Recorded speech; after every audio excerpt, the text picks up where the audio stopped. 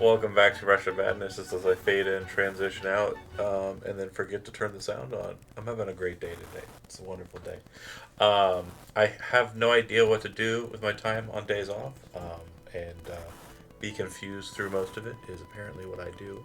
But anyways, last session, the group successfully defeated the Pirate Lord and sunk the Hydra, his grand um, grouping of ships into the sea. Um, they returned to Oostis instead of going to Penford for their reward. They've received a portion of it and notification that a portion of it has been paid on a writ of compensation, which is to be given to a magistrate in Penford for due compensation. They also learned that people from the town of Carden had arrived in Uostis as refugees due to something brewing in that area. And the crew's most favorite family, Blothild's family, has been grouped up with the party and are now going to be serving alongside the party on the questing Bonnie. Um, Based on that, there is some desire to rest up here and try some hands at some ideas.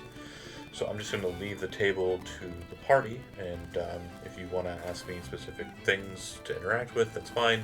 The main thing I'm looking forward to is when you folks are kind of decided that you'll be returning out to sea. But again, if there's anything that you want to interact with in town, I of course have that ready.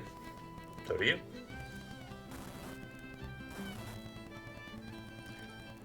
Casty is going to need probably 3 days worth of long rest to get rid of these exhaustion levels before I can perform back alley surgery on Orlandis, so maybe a few days worth of downtime activities for folks. Sure. Okay.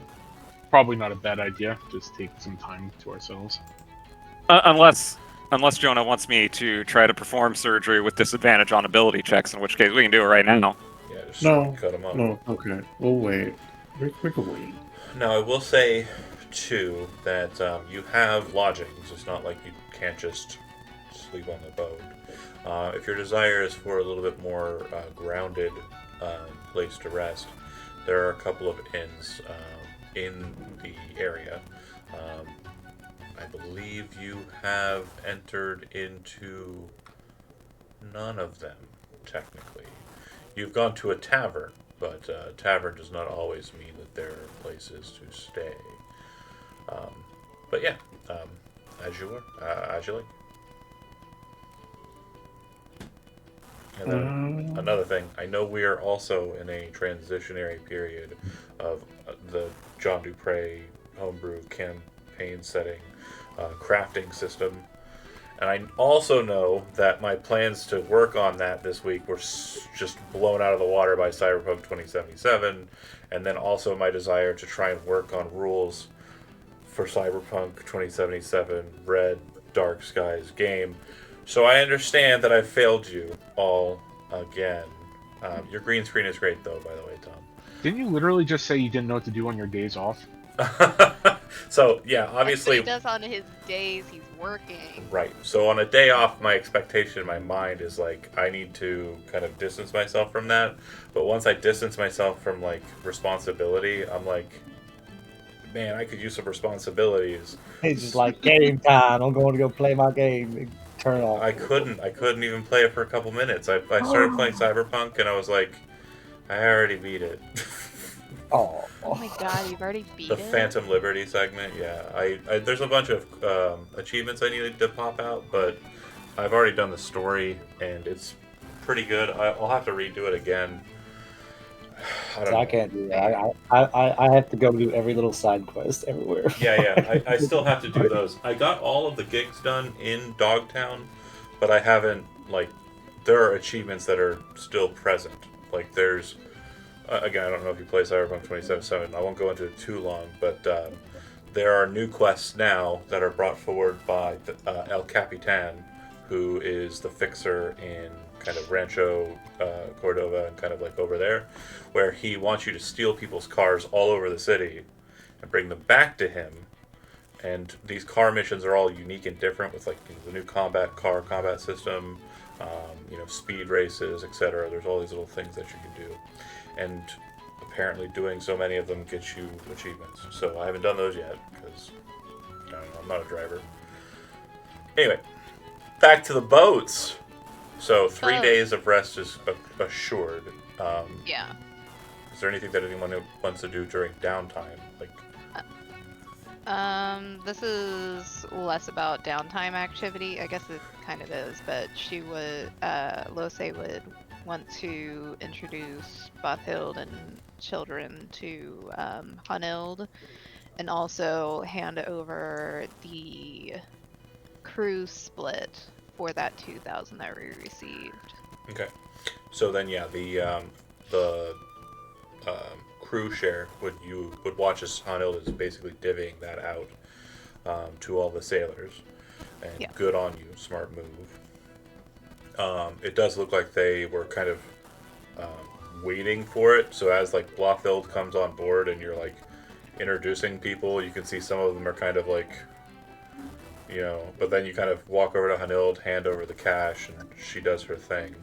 And they're like, oh, we gotta go spend it now. We gotta go spend it. So yeah, you will be seeing several of your crew members kind of in and about the city for the next few days, kind of Yeah. spending We their also money. have those tickets. I think we have 4 more tickets for the brothel. Oh yeah. Are you passing So them out if too? anyone- If anyone wants those. Paulton definitely does. Okay. I think he was the one who took it last time too. Yeah. I would say that Miavar would also be interested in a ticket. Elizabeth, can you do me a favor? Can you remind me of the guy's name in E9 of like that like The that armor shop? no Wait. the guy that died. Oh right, Valen. Oh, Valen. Valen. Okay, Valen. I want to go to his family home and like tell his parents that he Valen died. Eward. Okay, so we discussed that Eward home is number 5 on the map. So I'm Yes. snapping this there. Kind of way up there in the top corner. You're absolutely more than welcome to do so. And then Elizabeth, during that first day, you're kind of dealing with the cash and also integrating Blothild and Co. into a living situation. Mm-hmm. Astrid will be more than happy to introduce them to Ikanthoth and This is my new dad. You would note that the 3 boys besides Sarth are kind of nervous of everybody. Blothild just kind of seems to be walking around with like her normal confidence. And Sarth has seemed to, at least since you've last seen him, kind of started to emulate that a bit more. Whether or not it's like intentional emulation or if he just kind of learned to be a bit, more confident just with the actions he's taken in his life. Up to today. he also killed a dragon, Yeah, he did help kill a dragon, yeah. And whether or not that's what's actually kind of, making this the case, or whether or not he's just emulating, you're not for certain, but yeah. And what about, so kind of going along with that, Cassie, and also trying to kind of get as much rest as possible, all things considered. What about Astrogoth? What about Bravik? I would probably do what any good bard would do and hit the taverns and listen for gossip and everything. Okay. However, I would probably do that after I made sure that bullet wound didn't ruin my my physical appearance, because Very important. So yeah, you're fine. Nothing a little bit of a stitch can't fix. But regarding the effort that you're engaged in, I am going to say that will be an attempt at gathering information. And I believe that's under persuasion. Yeah, do you have persuasion trait? Probably. Let me open my character sheet just to be Okay. sure.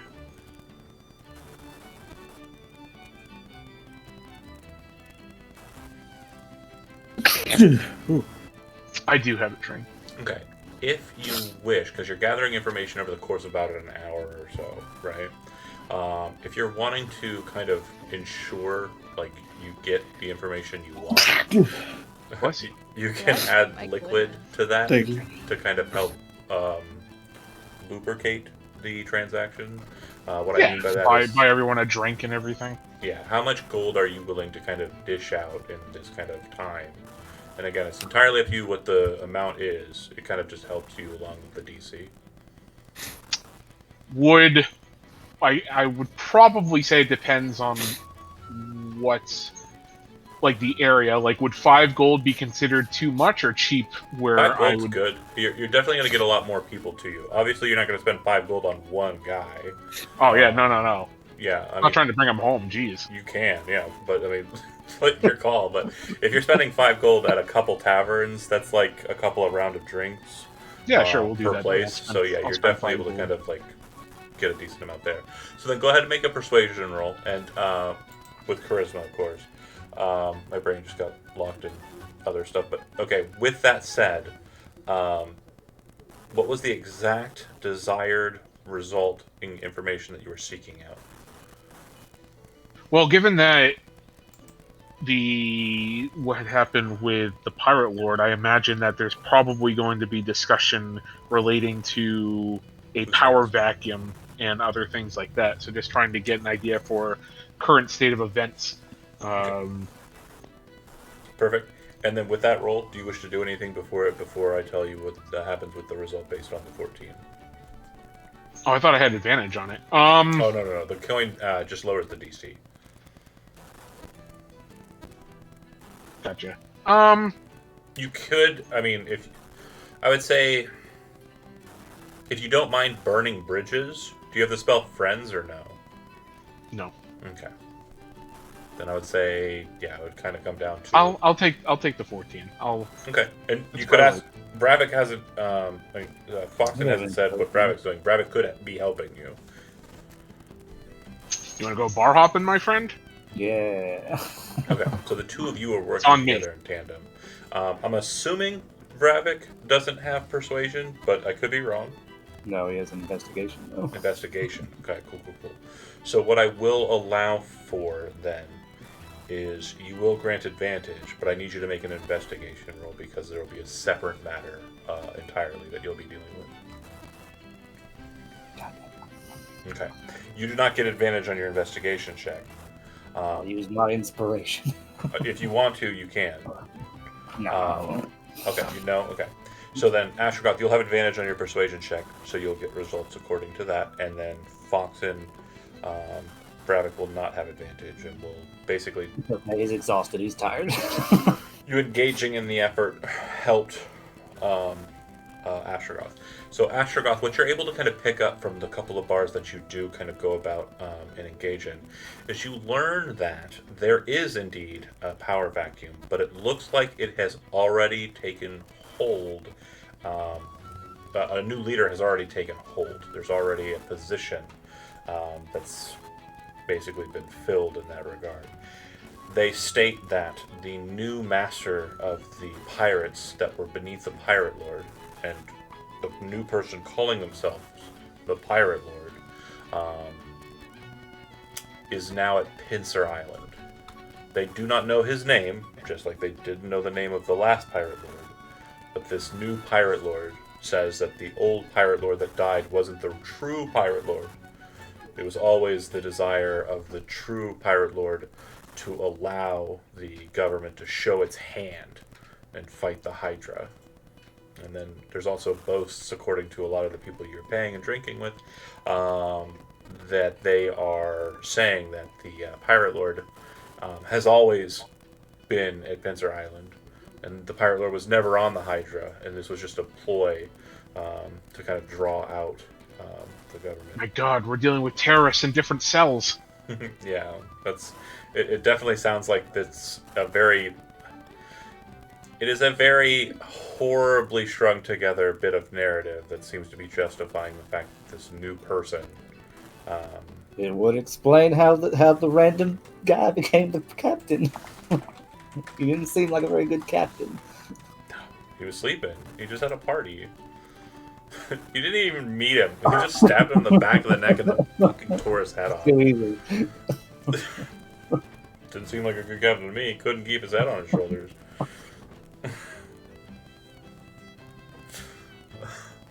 But that's the information you're able to glean. Wait, That, hold on. I have a thing for that. thing? Here we go. Doing bard things. what's happening?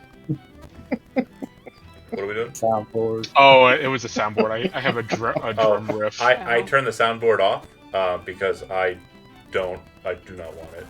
He has during a game. children in other games. Yeah, so I apologize. I'm sure it was really funny, and that's fine. But I'm not listening to it on my side. So It's okay. Just imagine I don't want to. sound with that clip. I don't wanna. A rim shot. Got it.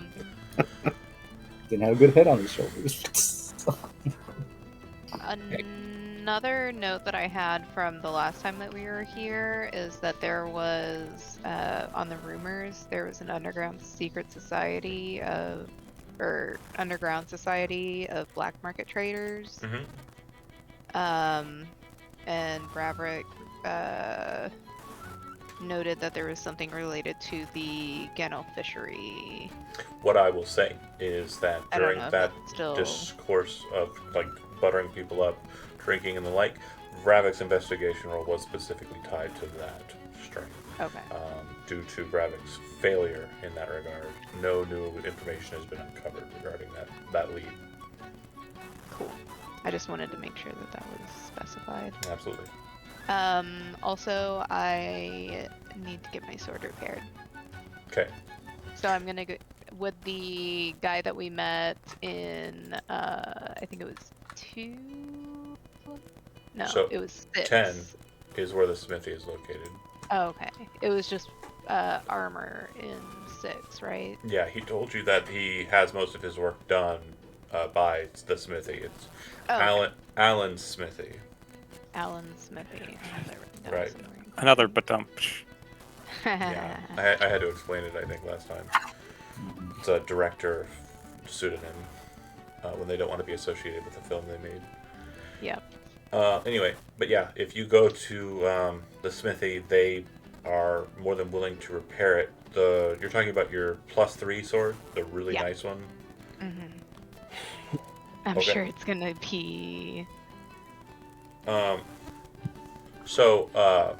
Brett Allen, the owner of Allen Smithy, is a relatively younger man, 20-ish, like somewhere in his 20s.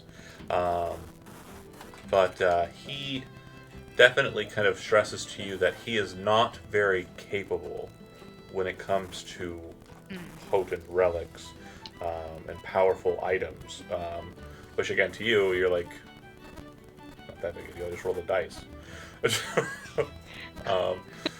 But he will basically explain that it's definitely beyond his capabilities. Yeah.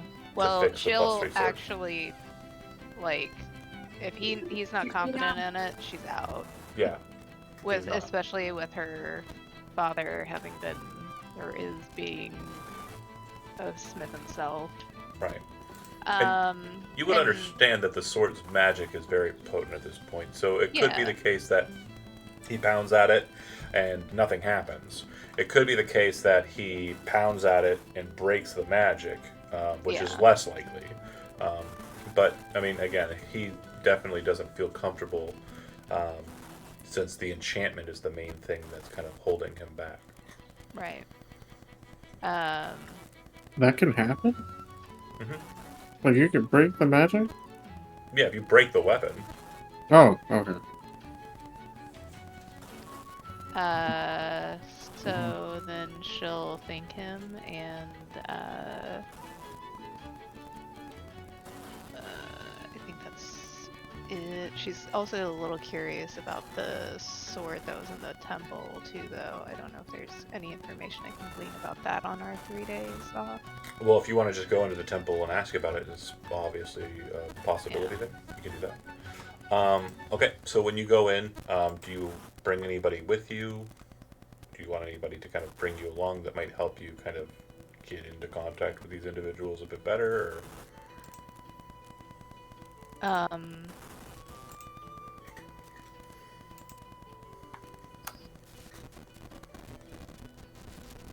think that we have anyone who's like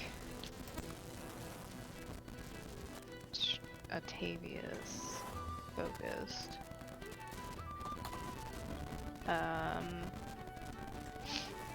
None of our crew would be particularly religious, would they? No, fuck Or would no. we know? Yeah, nobody. Nobody, I figured. Then... Castia is literally a cleric. And she's slain a dragon. She's resting. I mean, if she wants to come look at a cool sword. She'd be like, This "Ooh." cast. I feel like that's a question you don't even need to ask. I mean, honestly. it's not a long That's walk. awesome. Okay, that's yeah. Right there. Okay, so She'll when you take enter Cassia. into the space, like I said before, when Blothild was picked up from there, it doesn't look like there's anybody really in the space, but different than last time, there does appear to be one person, besides the just empty kind of hall of it, standing up at the lectern, going through the Bynod, which is the holy book of the Atavian kind of worship. He kind of slides it shut as you enter into the space, and looks at you curiously but doesn't say anything.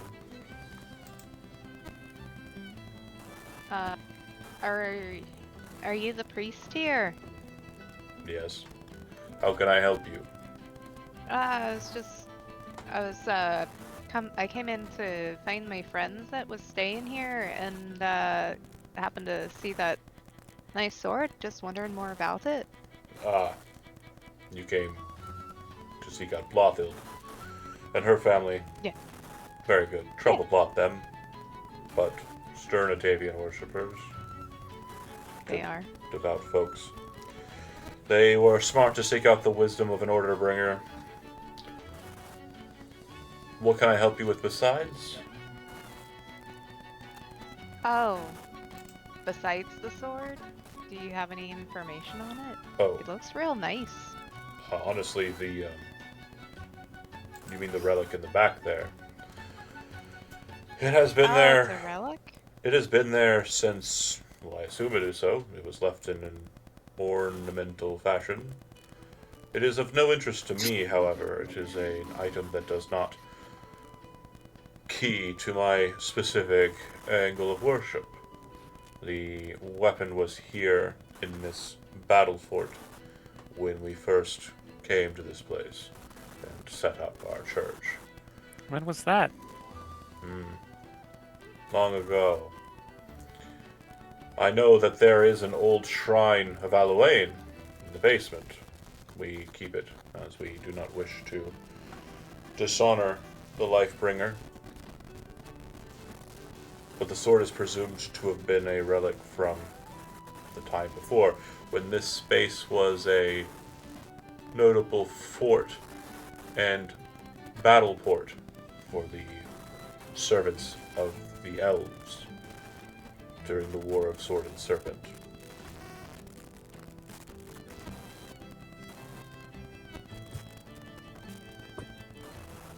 You said there was an old shrine to Alawain down below? That is correct. Will you just pop down and see it? Due to overgrowth, I wouldn't suggest it, but Um. you are free folk, so I cannot bar you from doing as you wish. Castile lean over to Lose and be like, "Do you think that it might be like the shrine at the farm?" That would be really interesting if it was. I It suppose would also be really bad for them. Yeah, because it apparently spreads real fast. Suppose we should probably take a look down there. The priest that Just to came check. before me told me that the sword was not ours to grant knowledge over, lord over, or hold, and due to the nature of us order bringers, any laws that are set in stone prior to our arrival must be adhered to. The sword, as I understand it, it's a thing of its own will. If you wish to inquire about it, I would suggest simply handling the weapon. And you, as a member of the peoples who were once here, I would assume if you feel it is rightly so to take it, you may do so. However, I would tell you that if you do prove to be nothing more than a bandit, a brigand, or pirate who wishes to take the blade for your own reasons, without being asked to do so by the blade itself, well, I do not propose that your future will prove timely. Don't worry, we're not pirates. We got rid of pirates. Fair Yeah, enough. And if you wish we to could kill the pirate lord. descend below, he would kind of eventually, show you that there is a kind of entrance to the space outside. So he would take you back out, and on the kind of base level, there is a stone structure that, when properly examined, reveals that it is, in fact, a door. Oh. Bear with me here as I grab a Castia. The door descends down into shadow. Is it a very similar kind of pathway down and structure to the one that was on Balthild's farm, or just Not at all. coincidentally? Very different. It looks like it is definitely. It does show signs of elvish architecture.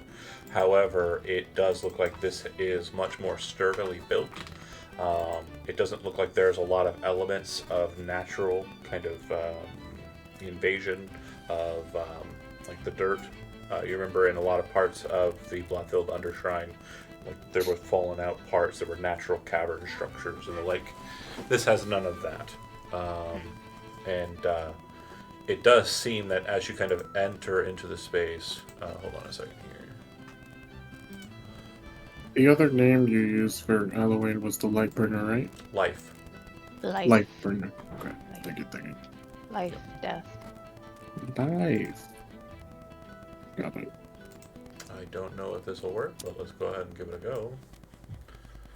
Hey. And yeah, you're in two spaces on this map, but ignore the one on the top left. Oh, So when you sorry. come down into this space, and let me change the music because it's not appropriate for this. Not Let's see what spooky that enough. is. I was mostly just like, ooh, this is porty, jaunty porty. But I need suitably not that. No. Yeah, here we go. So you come down the steps. You'd actually kind of descend here. You would see that it looks like they have made this space into a bit of a storage area, at least in this kind of bottom of the descent. On the ground beneath you, you can see a very crude and older styling of Allowain symbol. More specifically, the Wheatley-Evan, which is the Fair Maidens. So it's actually a combination of 4 moons, and they're kind of positioned around in semicircle around a cross-like structure. The Wheatley-Evan is reference to the seasons. There are 4 goddesses, one for each season, and they are the daughters of Varhuin, the god of elves, and also the master of the zodiac, and the highest member of the court of seasons. Anyway, blah blah blah. Door, when you first descend down, it does look like it is open, just kind of slightly ajar. But looking inside, it looks like this under church is much more massive than the church above. by a long shot. Also, because I think the other one wasn't scaled correctly when I put it on the map. But this one, appropriately scaled, does look like it is much more massive. The one thing that you will note, the two of you, is that there definitely is kind of a briny smell in this space, as you are aware that you are now kind of below the water line of the ocean, just outside. Besides that, the occasional trickle of water. The space is very gray and dark. Your dark vision suitably kind of tracking the area. When you first enter in too, you would see that there is a grouping of robes that have been rolled up into simple bundles that are kind of stacked on a space here. I know it kind of looks like a book, but it is the thing I said it was. And then directly ahead of you on the far end is an altar, the goddess, and it looks like root structures that have kind of grown through the shrine itself.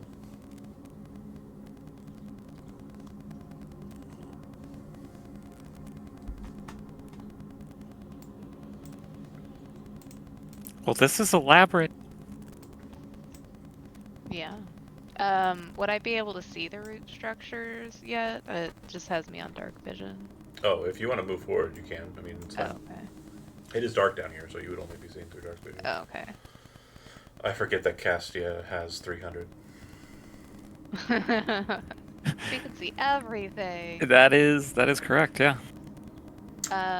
So, Castia, with your perception, you would notice that on the left side and the right side there are two doors. They are also ajar, and it looks like they lead into small little side alcoves, each one independent of themselves and different. But it does look like there are stone doors that are kind of sealed shut in those alcoves. Like they're just small little entry spaces that lead into the church from somewhere else, but that somewhere else is barred to you due to stone door. Anything about the robes you said that were bundled up here? Are they just normal, probably ratty robes at this point from being down here forever? Looking at them, they are quite gross. They definitely have like a briny smell to them. Touching them, they kind of have a dampness to them as well, and there's definitely kind of a sense of mildew on the offering space there. The thing you're walking past is a lectern in Allawain Church. They typically don't take up a position kind of at the head of the place of worship due to the person who does the reciting of canticles and kind of the organization of song. They don't want to be seen as kind of a leader, just a guide, and instead the shrine and the typically some form of artifice, a statue, what have you, is seen as kind of the focus. So they kind of take a position at a slightly higher stance than others, but as you can see, it's just like a small step up to, a little podium where they stand. There does appear to be a very ornate book up there on a small little, the word that means the thing that you stand and talk lectern? at. Not lectern again, no. No. Pedestal? Podium? Podium. TED Talk stage? Podium. That's it. Yeah, it's a I would key- get there eventually. It's a TED it's Talk a stage. TED Talk stage, yeah. When you step up on there, lights come on and there's a nice little logo on the side. Bright red. You know, do you get Behind PowerPoint? behind that step space, though, I'll point this out. It does look like there is a small little shelf there, and there's one over here as well. The shelf by the steps or behind the steps looks like it has some scrolls, but mostly bottles of wine. And then the other side looks like it has a large grouping of scrolls and a prayer book on a small little post there. Which, if you are a worshiper of Allawain and you feel like, Lose would have been raised in this kind of tradition, you would know that prayers aren't had just like humans do. Typically what happens is you'll go to a space, quiet space, with others, and in holding hands you'll trance, and then as a group you'll kind of proffer request to the to the goddess. She'll check this shelf out. Yeah, so it definitely looks like there are bottles of wine. It looks like a couple of them have been taken, so there's some empty spots. But for the most part, there's probably about 3 bottles remaining, and a couple of empties. The bottles that remain, you would note that they are sacramental wine that looks like it was bottled and crafted some 1,200 years ago. So not that long ago when you compare it to the War of Sword and Serpent.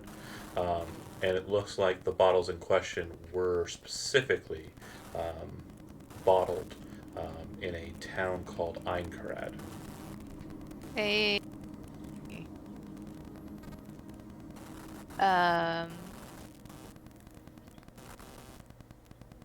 She'll probably know what those taste like then. Indubitably. Probably pick them up. Okay. And then take a better look at the shrine up here. Are these roots aren't like any way similar to the blight, are they? Looking at it, yes, they are. Oh. Quite similar. The main difference, though, is where the blight looks like it's still alive. These roots do not look like they are still alive. They look like they are blight. They look like they are dead.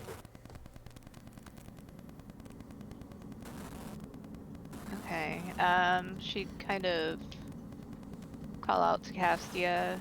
It looks like the blight's dead.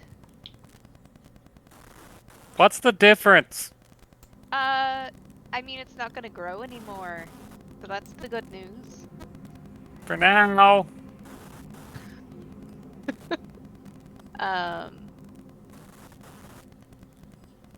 She'll,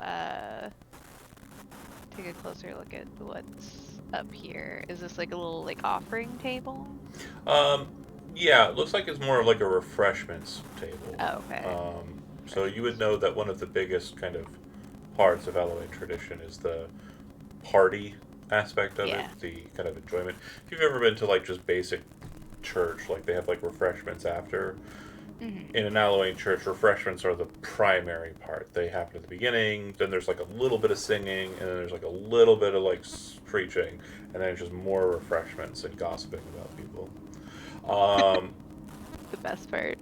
Cassia, as you make your way over, you would see that there are the scrolls, which were kind of bypassed by Lose, but looking at them, you realize that they're not just scrolls, they're prayer scrolls, which means that they are divine scrolls. Yeah, I was gonna try to examine to make a little more heads or tails of them. Yeah. If you take a look at both sides, the one on the left is mainly requests, so it's not any cool stuff. The one on the right, there are 2 scrolls of Speak with Dead. There are 2 scrolls of Zone of Truth. There are 2 scrolls of Bless. 1 scroll of Cure Wounds. And 5 scrolls of Guidance. I'm assuming that Elizabeth was writing all of that down based on I what I was was saying. trying. John 2 speaks very fast. for Speak with Dead. Yeah. 2 for Zone of Truth. 2 for Bless. 1 for Cure Wounds. And 5 for Guidance. Okay, got it. And we're going to discuss really quick now that scrolls have been introduced. Well, I mean, they have been introduced in the past. But I want to work with scrolls a little bit differently than the player's handbook prescribes, and also a little bit differently than some folks understand. Anyone can cast a spell off of a scroll. It's basically an instructional document on how to cast the spell based off the power that was imbued into the scroll by another party. Okay? But you can't just cast a scroll without any kind of, knowledge of it. So what that means is when you attempt to cast a scroll off of, or cast a spell off of a scroll, you will make a skill check based on the type of scroll that you are utilizing, the DC equal to 11 plus the spell's level. If you are able to make that DC check, you can cast it. The only way you can avoid this roll is if the spell you are casting is on your spell list. You either know it, or you are able to cast it because of your class. I have a question. Shoot. So if it's an arcane spell, that would be intelligence? Or would it be, like, no, if no, you you're have not a... making an intelligence check. You would be making an arcana check. Okay, gotcha, It's a gotcha. skill check for the scroll. Okay. Thank you. So for divine scrolls, it's religion. I guess they're not doing any good down here. Based on what I can see in here, definitely not. How thick is was the layer of dust under the ones that were moved Oh, on or the removed on the shelf? so not the- as thick, very recent. It looks like it would probably be within like the last year or so. Oh, okay, so someone has been down here. Well, they're storing stuff down there, yeah. Yeah, And he told you he saw what was in here, so right. it's probably him or his predecessor who took the bottles. Mm-hmm. Well, they're definitely not using it. They've just nicked a couple of bottles of wine. Probably for some big occasion they wanted to impress. Yeah. After that, Castia would want to check the side rooms that you mentioned. Okay, let's go ahead and handle that real quick. Okay. This first one you'd enter into, you would see that it is filled with flowers. The flowers look like they are still alive, but they have no scent. Then there are two kind of basins that kind of jut out of the wall that are filled with very still and stagnant looking water that has flower petals inside of it. When you investigate the flowers, you would realize that they are nothing more than paper flowers. Looks like someone has basically taken sheets of paper, colored paper, and kind of created the illusion. Very amazingly, that there is kind of bright, vibrant flowers placed within. The stagnant water definitely has kind of like a layer of film over the top of it. It does look like it's kind of a bit more wretched than anything else you've seen in this space, but not like it's just old water. Castia would probably look very closely for those worms like we saw in the temple back in Aincrad. Even though I don't expect them to be there, she would probably be. None. And then you mentioned that there was what looked like a stone Stone door that door. was sealed somehow. Correct.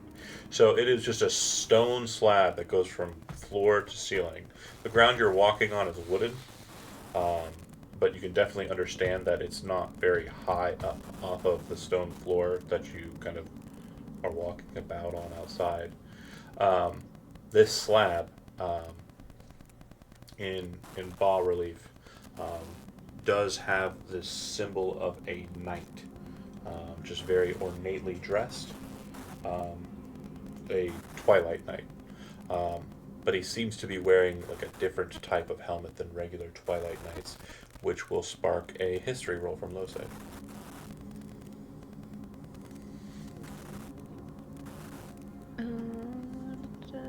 History. Not my day.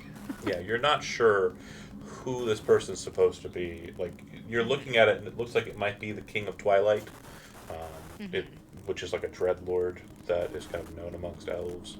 It could Yeah. be, Varhuin himself, although poorly depicted. Like, there's a lot of thoughts that are going through your head. It could be a lot of people. Yeah. But for some reason, you're not able to put your stamp on who it is. Yeah. When you Looks come familiar, but can't place it. when you come back out of this space, you'll see that across the way from you, there is a wooden box with a prayer book next to it, and it looks like a space to kind of enter into the box. It kind of, it's just in the corner, looked ornamental, but you can, as you're exiting, kind of see that it looks like it's a confessional. Yeah. And you would know it's not actually a confessional, because confessing sins is not something that God of Life and Death gives a shit about. She wants you to make all of the sins. Instead, you would know that this space is known as an oubliette in Alloyne worship, and basically it is a place where a person who is not comfortable with the tasks of life and is contemplating other alternatives goes to basically be alone with their thoughts and shown by the priests in such a church what it would be like if they were to engage on certain actions that would be more final than one would like. Basically, it is a very, very religious version of a helpline. Yeah. And in the other room down here. Yeah, so you would see that there is a box, just a small, like, chest, and next to it a plate with coins on it. It looks like this is more of an offering space. And then on the left side in Sylvan, it looks like there's a transcription of some sort of tale. It's very long-winded. There are some elements of it that kind of, because Sylvan and Elvish are very close, they both use the Rennelic script, or Rellenic script. There's some things that kind of stand out. The thing that kind of catches your eye, Lose, is the word knave, and also the word sakes or six, kind of seemingly kind of transcribed the same in both kind of ways you end up reading it. So she would know that that could be Knave of Six, which is one of them ones that we said we six. might look for. Yeah. Cassidy isn't going to loot that chest, but It doesn't these look are like it's your locked. people. Yeah. It's just a plaque on the wall there. On the left side, so when you entered in the right Yeah. side from where you would have entered. But yeah. But again, you can't read the details of the story because it's in Right. Sylvan, unless you speak Yeah. Sylvan and I missed it. I do not. 1 second. And I don't think Castia does either.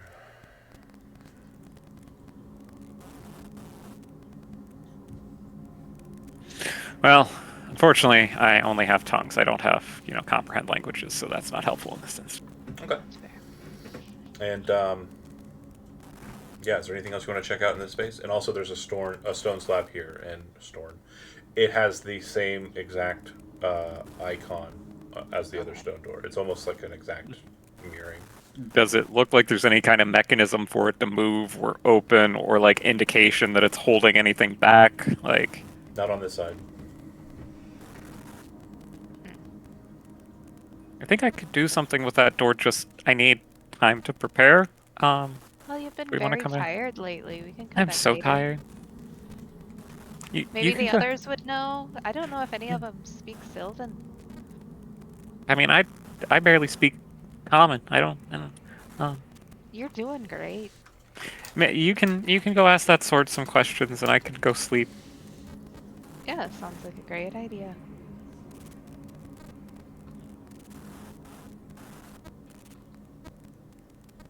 So I think we're done exploring here for now. Nothing and else you want to check up at upstairs. the shrine at all? Well, there's kinda got that pulled up- table there. It's got And old kind Was of there like anything? remnants. On the actual table, there are small kind of pieces of ivory that have been set into a bowl on the left side of the candelabra there. And then on the right side, there is another book. There is, of course, the gilded book up in the kind of priestly presentation area. But I'd like for the two of you, since you're kind of coming over here, to just look at it again. Go ahead and make investigation rolls. Okay. 19. Okay. So since you're kind of both kind of working at your own situations kind of separately, Lo say the thing that you kind of are focused on when you come back over is the deadness of the blight. In investigating that, what you realize is that all the blight seems to stem from directly underneath the altar. And looking at the altar, you would see that it looks like it is pillared, like a table, not like a solid slab. And that actually settled underneath it are curtains, which have been displaced by the blight. So there's probably something underneath that they must have come from. Right. Regarding Cassia, with your kind of searching idly, you'd see that there's a piece of parchment on this pew here, which you didn't notice before. But if you want, you can grab the books and the 3 ivory discs if you want.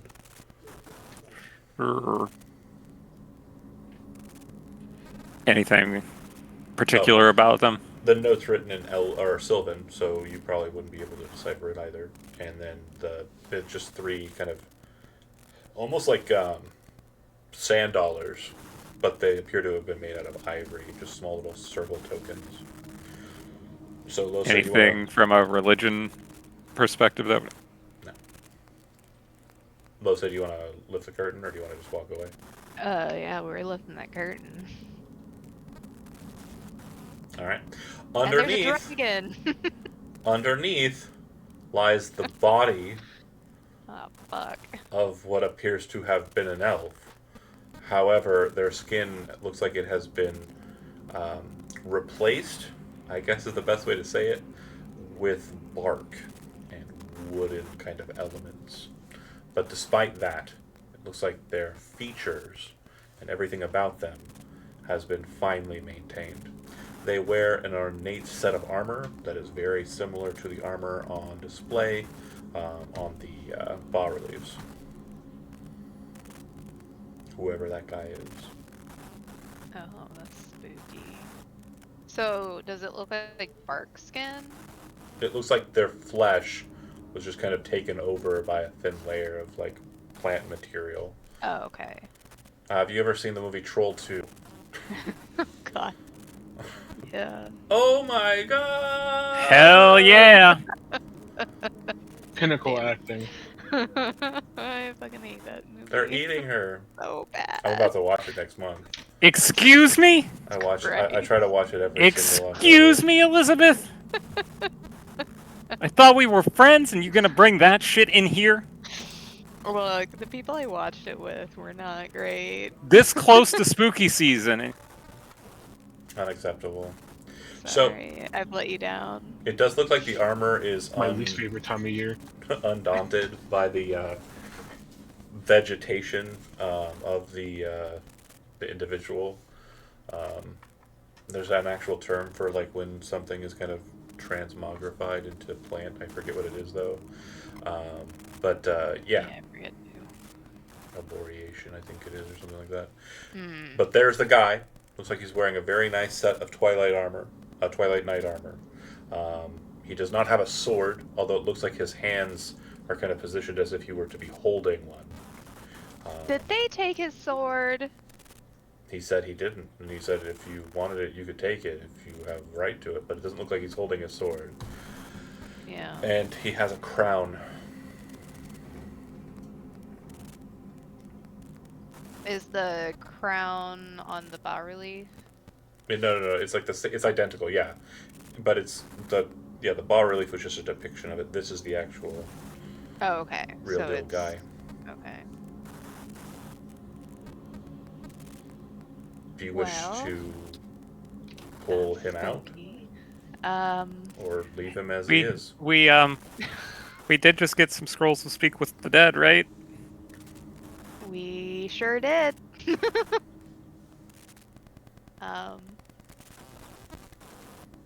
Do you want to talk to him?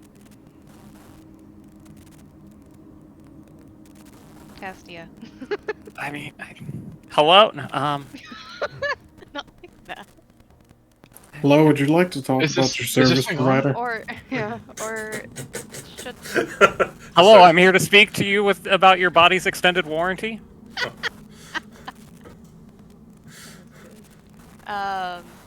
Here to sell you sword insurance. We want to be sure that you ordered this Amazon or this tablet off of Amazon. Please call us back or press 1. I forget what the message was. I got one of those scam calls earlier.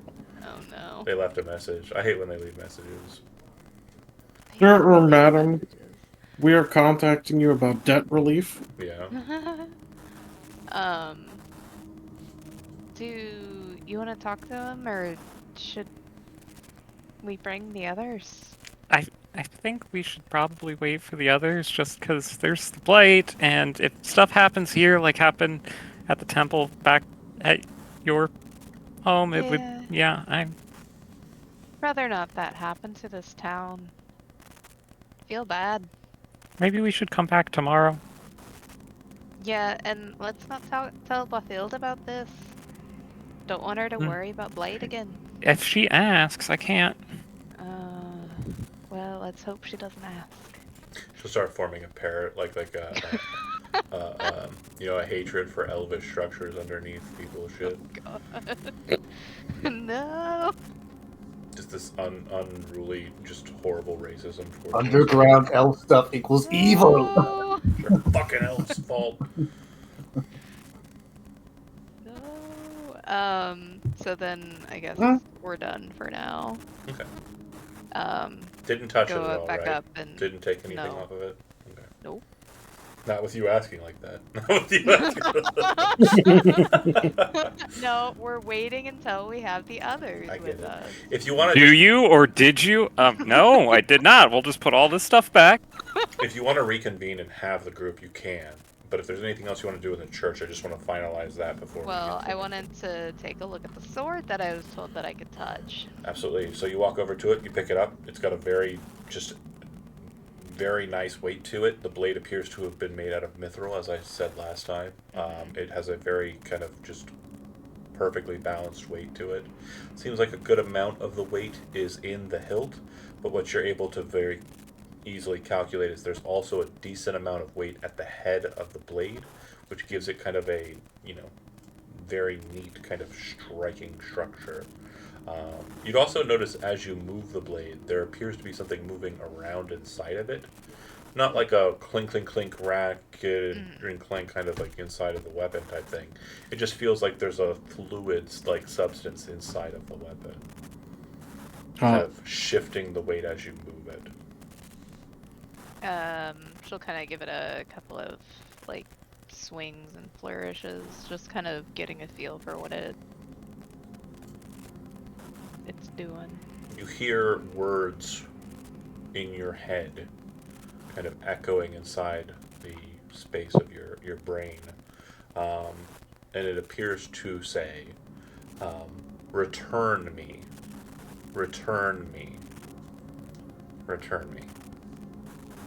In Elvish. Well, that's odd.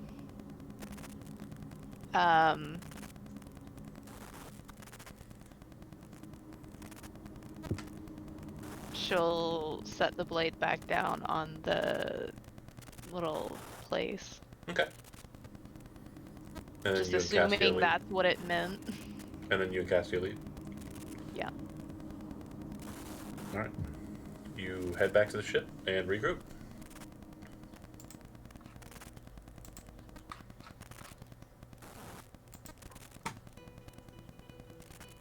Well, that was an adventure. Yay! Floating music. I suppose she'd wait until we're all gathered up again to let them know. Yeah, absolutely. You About guys would reconvene around, dinner time. Mm-hmm. And just assume you're all together and you're kind of discussing on board the ship the events of the day, the information you've gleaned through gathering, the information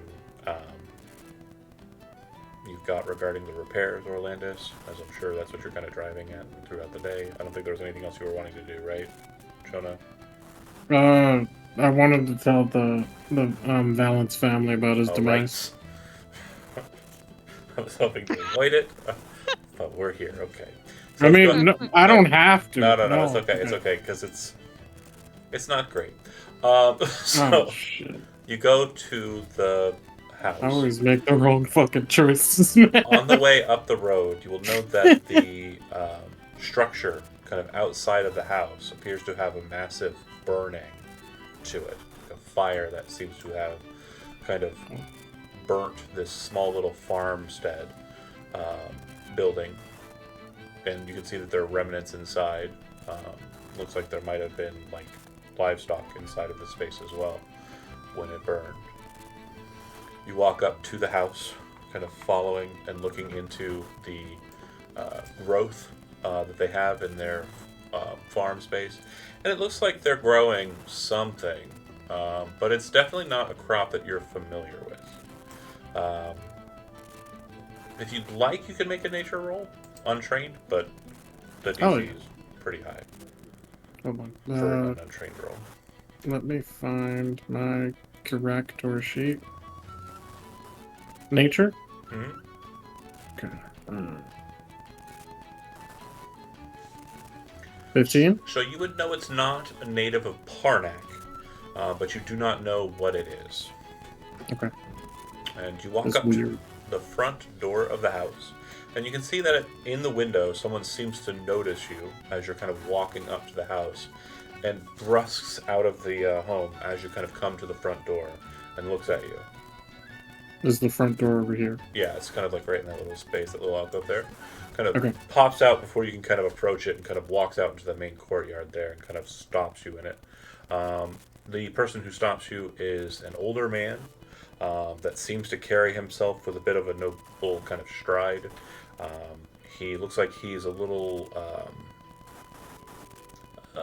settled. Like he, when I say settled, I mean kind of like homely. He definitely doesn't look like he is a very active individual. Okay. I guess would be the thing that you as a military man would kind of note. But it definitely looks like he might have been prior to several years of most likely sedentary, kind of just nothing. He steps out, kind of looks to you and says, "I wasn't expecting any guests. Who are you, and how can I help you?" Hold on one sec. Well, we'll move on to someone else. Alright.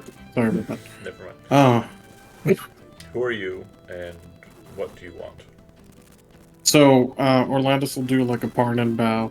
And he'll say, I am sorry for the inconvenience. I just wish to bring word of, I believe your son, Valen. Word about what? He was a member of my crew for a short time on the sea, and unfortunately he has fallen in battle. Kind of crosses his arms at some point during this, and he says, "How long was he a member of your crew?" It was like less than a week, right? Is that what you say? Yeah, I'm gonna tell him. He's been dead for 2 years. Huh? 2 years. Yeah. Dun, dun. Can you tell me how he died? Sure. Yeah, absolutely. He died of fire down at the old tavern, and he would name the one that you guys frequent, which is escaping my brain right now. But I'm gonna find it. The Moldy Horn. What? And this fire was 2 years ago. Yep. Can you tell me of everyone that died? No, I just know my son did. When did you say he died again? It was a 6th day ago. Huh. It's about the time my barn burned down.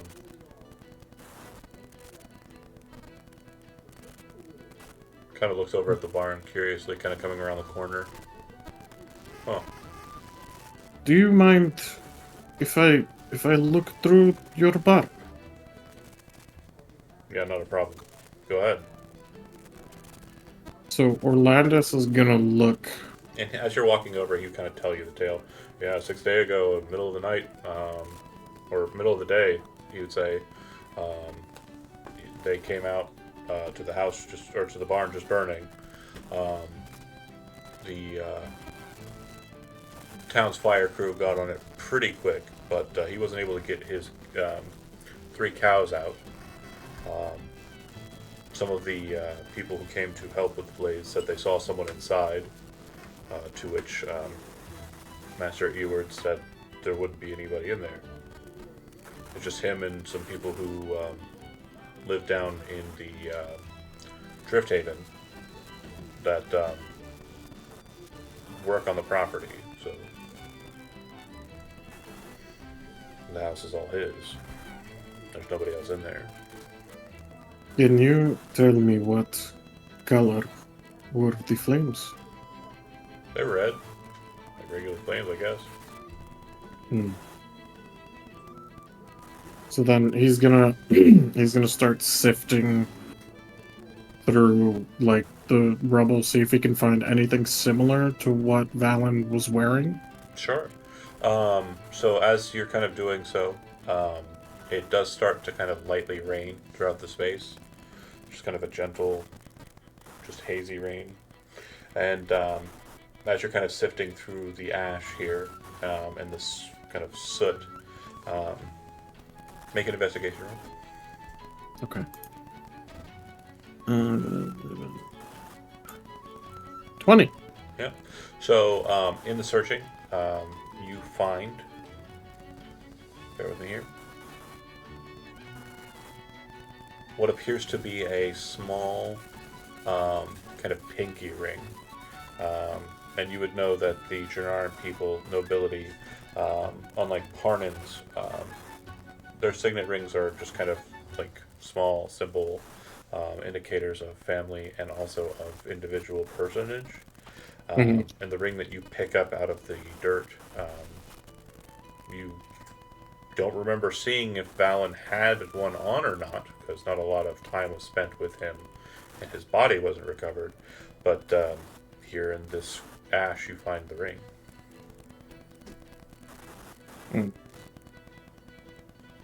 So he's gonna turn over to the what he assumes is his father. Well, before you do, you kind of like looking at the ring and kind of with that investigation check, or a little bit more thorough, kind of start pushing the dirt astride, and realize that the stone ground of the barn, the hay on it has obviously been burnt away, but there's kind of like a stone foundational structure. Looks like a lot of blocks have been kind of settled into place in the middle portion of the barn, but the ring seems to have left its indentation on a specific block, which, looking at all of the other blocks, seems to have been different in coloration than the others. And as you kind of toy around with that, you realize that it's a block that can be pulled up out of the ground to reveal a small little cavity beneath.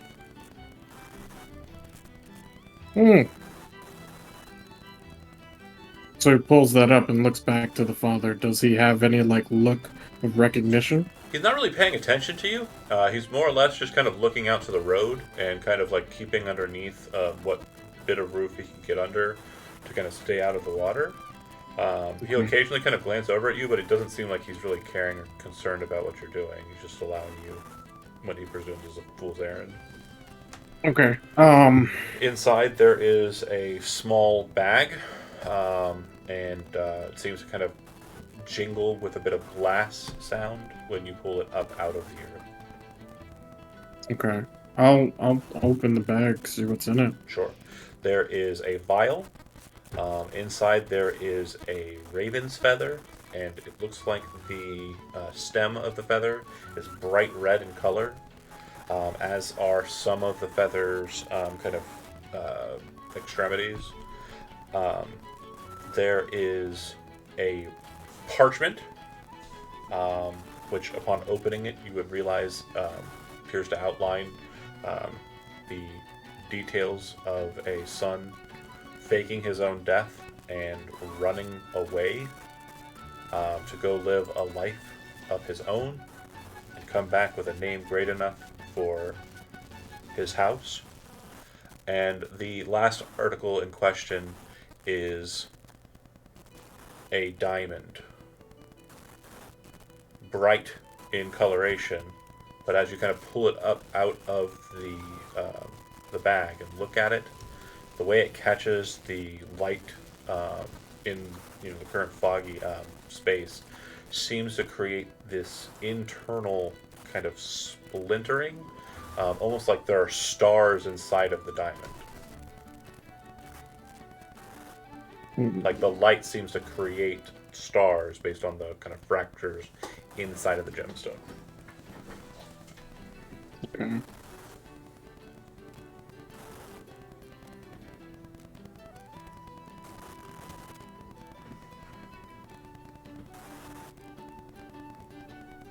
Sorry, writing stuff down. Sure. Casual appraisal tells you the diamond's worth 1,000 gold pieces.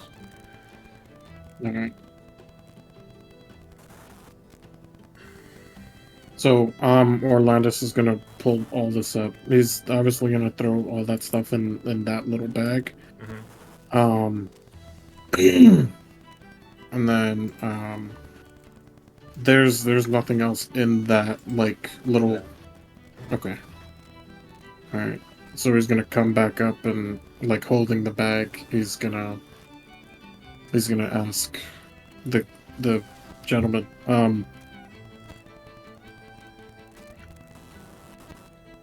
you had, I believe your son, there is no easy way to say this, but I think he ran away for the most part 2 years ago. If you hand him the parchment and kind of reveal that to him, he'll kind of look it over and go, "It's weird. So why did my barn burn?"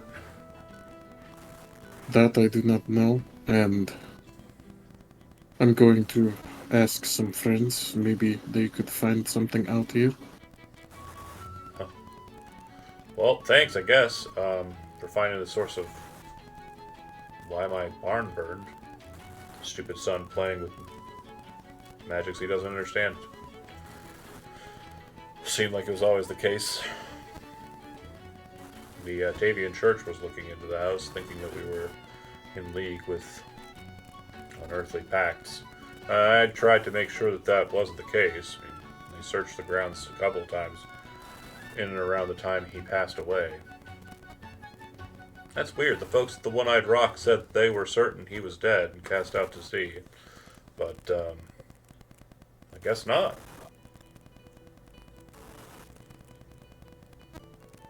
Can I ask, how many children do you have? Just the one. Well, none now, I guess. But, if I seem callous, I apologize. I, did already grieve my son's death. So, as much as this is a surprise to me, it's really more of kind of an annoyance. I'm gonna go ahead and he kind of reaches out for the bag that you pulled the letter out of. Mm-hmm. I'm gonna have to take this to the church and see if they have anything to say about any of this. Do you mind if I go? Well, seeming as I just met you and you were in league with my son, yeah, kind of. Then I can respect What'd you say your name was again? Orlandis. Alright. Okay. Well, yeah. Thank you very much for helping me solve a mystery I didn't even know I had. He gives him the bag, just out of respect that it's his dad. And the ring as well. Yeah, I'll give him everything. Okay. Just, I will be here for the next 3 days. Okay. Please, if you find out anything. Yeah, and if the church is looking for you, I'll tell them where to meet you, or tell them where to find you. Yeah, I'll tell him the name of the boat. That's Which fine. is... Yes, okay. We will be in the port. Best of luck. And then he's just gonna walk away. Yep. You see him kind of go back into the house, gather himself. And you head back to the ship. And then you kind of regroup with everybody. Yeah. He's gonna pour a few stiff drinks for that night. Sure. And then you guys regroup, as I said, kind of going over what you had seen and what you've done.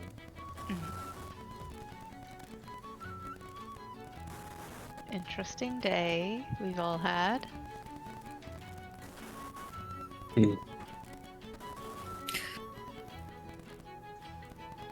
He faked his death. Thought about it a couple of times. I think the thing that bothers me the most is the way his father acted. If you had a child that was presumed dead, and you found out that they faked their death, how would you react? Are they still presumably alive, or are they still dead? Are they newly actually dead? Dead. Then I'd want to kill them. Myself.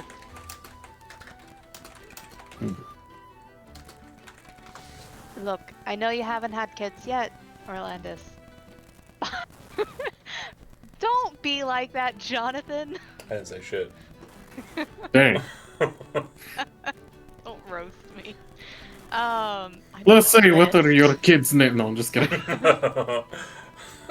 Pulls up Jeopardy list. music. Damn it. But, She's like, I gotta find the know. dog. Gotta find the dog. Your Gotta find the dog. children. Can I find She the dog? already forgot. She forgot again. So forgetful. oh yeah. I know you haven't had kids yourself, but look, kids are usually pieces of shit. You love them. I love my kids. Most of them are dead. I mean, all of them are dead. And now I just have great grandkids. Probably some more that I don't even know about.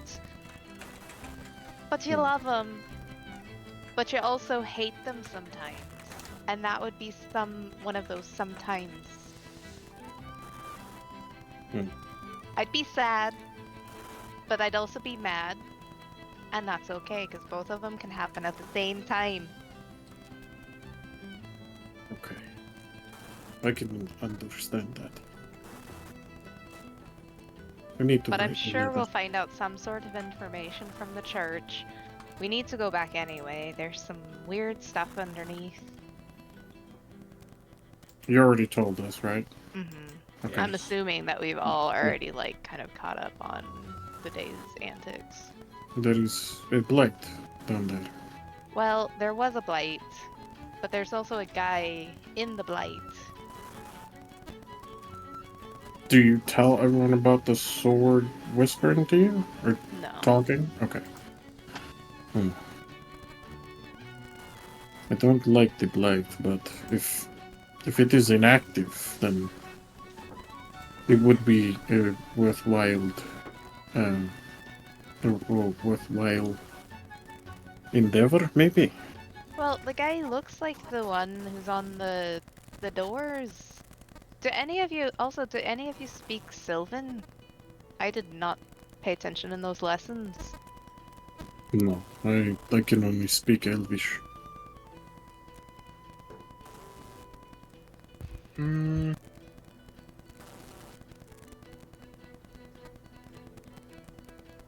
If no, it's all good. Research prior to game tells me no one here speaks Sylvan. Fair. Yeah, comprehend languages would be a valid option if I can I forgot to do understand anything. Anything. Wait, you can comprehend languages? Yes. that's a wardlock spell. Oh. Does comprehend also? Yeah, I guess that would be reading too. Yeah, reading and hearing. That's dope. Must be technical. Yeah. Well, if you don't mind taking a look at plaque in the morning, just let us know what it has to say. Maybe we can figure out what's going on with the guy who's down there. Nothing like a mystery that needs to be solved. And they would have gotten away with it too. It wasn't for those It wasn't for those pirates. meddling. pirates. I was gonna say I can't. I was trying to remember what the name of that race was in AD&D that were kleptomaniacs that everybody hated. Kender. Starts. Yeah, that's it. Humans? Well, that's a given. Munchkin. Given. Players in general. Nice cop out, Foxen. We obviously won't look in your direction. It's just everybody. It's just everybody, you guys. Everybody. It's not me. it's all Everybody you. steals. I'm not doing anything. Nice treasury sheet you got going on there. Oops, I erased everything and put it on my character sheet. Weird. Weird. So weird. Where'd that 30,000 gold that was in the ship go? Technical error. Why is there so much cheese? Okay, guys, I replaced all the gold. John, I Wheels need of a bag of cheese. holding full of cheese. Oh my gosh. And it's Uh, made I'm out of gonna cheese kill a cloths, villain certainly. by burying him alive in cheese wheels. Yeah, I Cheese love of the idea truth. of messing with some bags of holding, especially with the current events of my Sunday game. Yeah, just let's remember we were gonna put a portable hole inside of a bag of holding to get out of a dread realm. It was. It's called a Blackmore bomb, yeah. Are we calling it a night so we can head to the shrine again in the morning? I think so. Okay. And is this day one? Yeah, it was day one. Okay.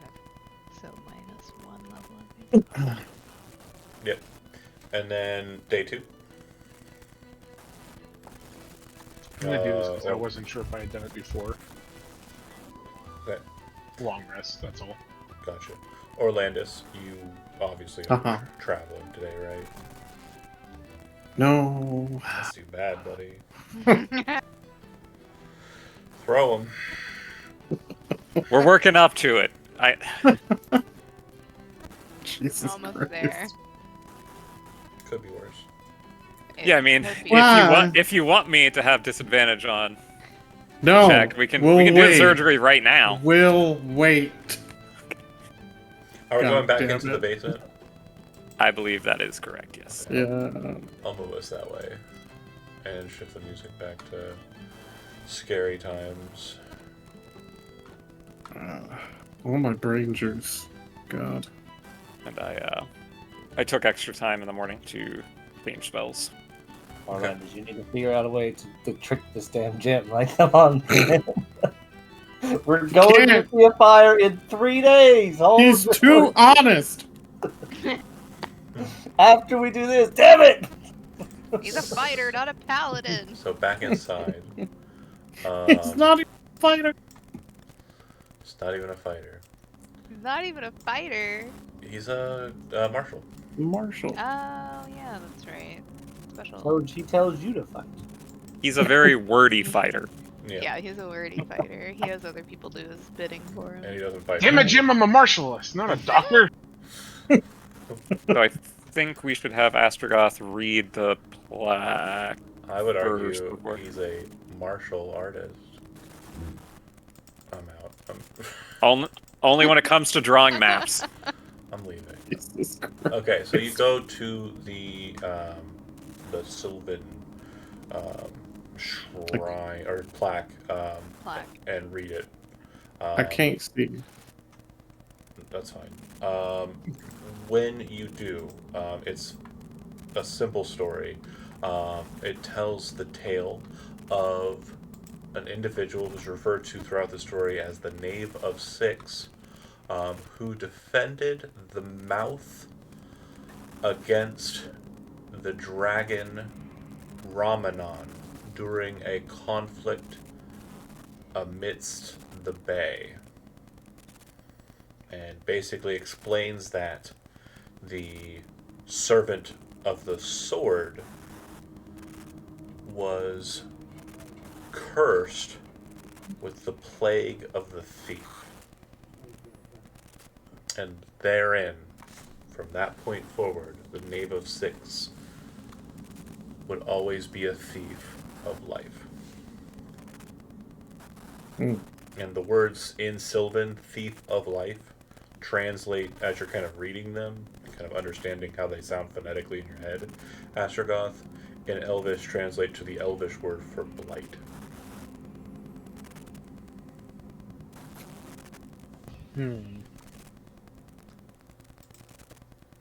This asshole.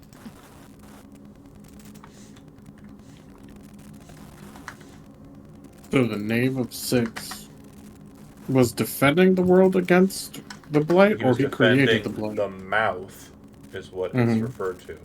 And contextually, the Sylvan word that's used to describe what he was defending seems to be more referential to like a bay or cove than like an Mhm. actual orifice in a person. So it could be in reference to like this Where area. we are, yeah.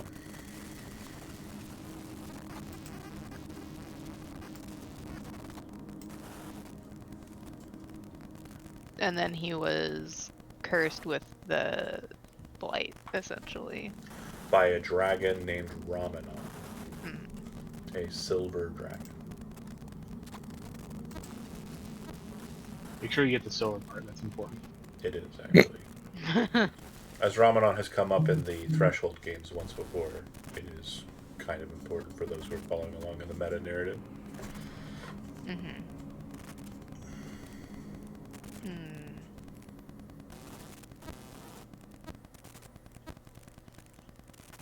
Okay. Well, the guy under the shrine, he's got the blight. So let's just go over everything in question, just for everybody else, so that if there's anything that's interesting, they can kind of notate it. There's the storage stuff that appears to be a Tavian church ship that's been kind of set up inside of the stairwell. There are the basins and flowers made of what appears to be kind of like a paper-like material.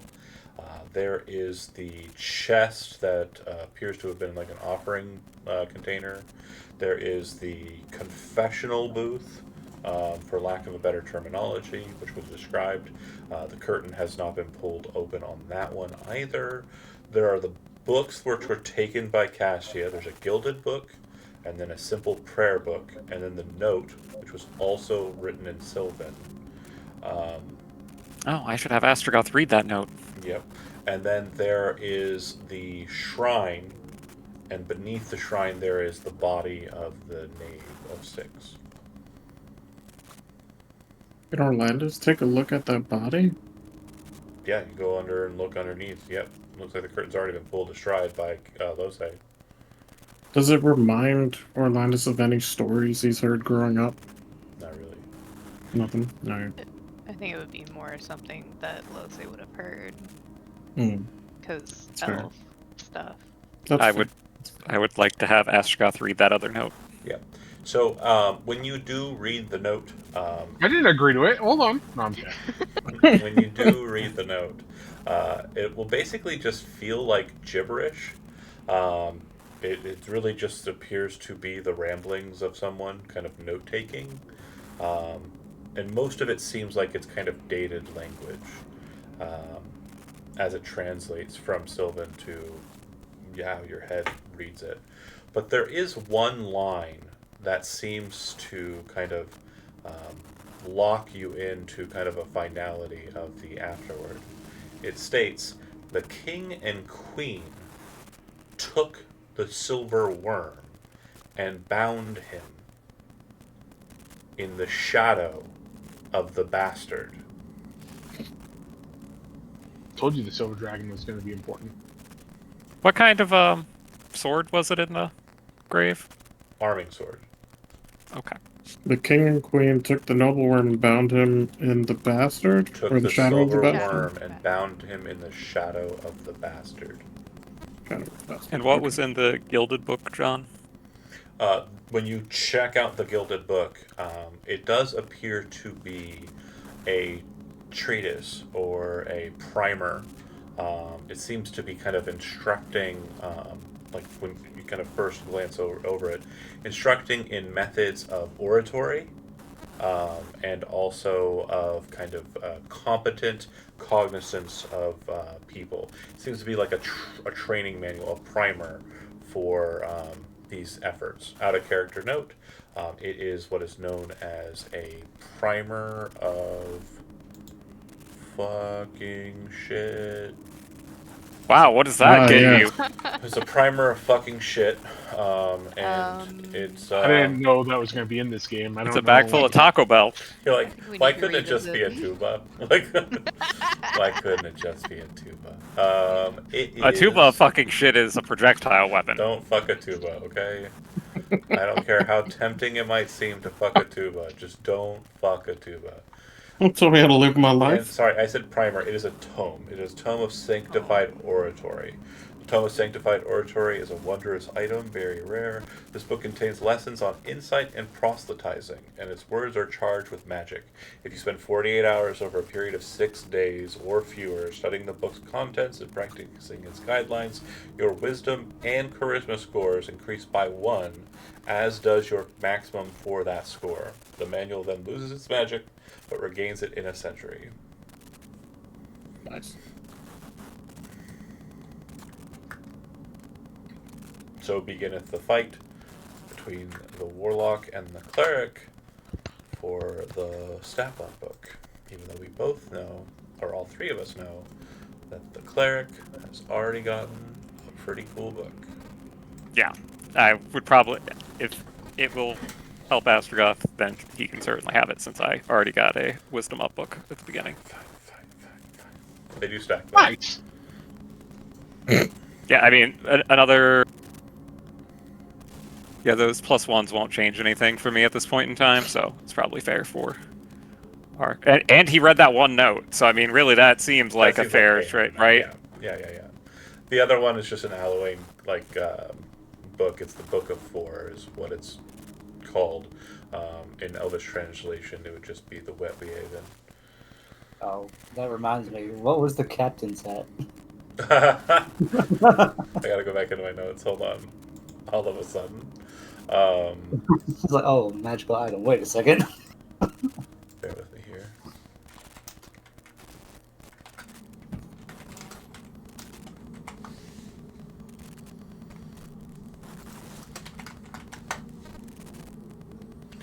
The pirate captain's hat with arcane knowledge.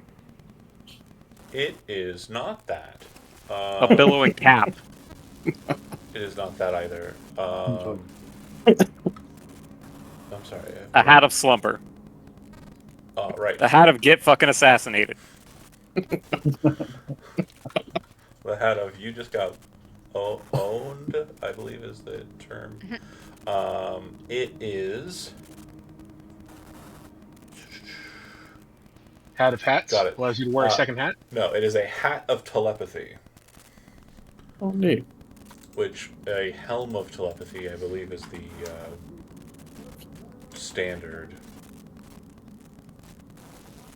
Yeah, I think that gives us 2 of those, basically. A helm of telepathy is lets you cast detect thoughts per the spell. If you wish to push it on the detect thoughts, it save DC 13. You can use a bonus action to send telepathic messages to people while you're concentrating on the detect thoughts spell to Didn't any creature you didn't we focus on. find? Yeah, I think we have a helm, too. Yeah. We had okay it had like a little brain on it, Yep. like a metal brain. Toss Okay. it into a bag and it just sit there. Yep.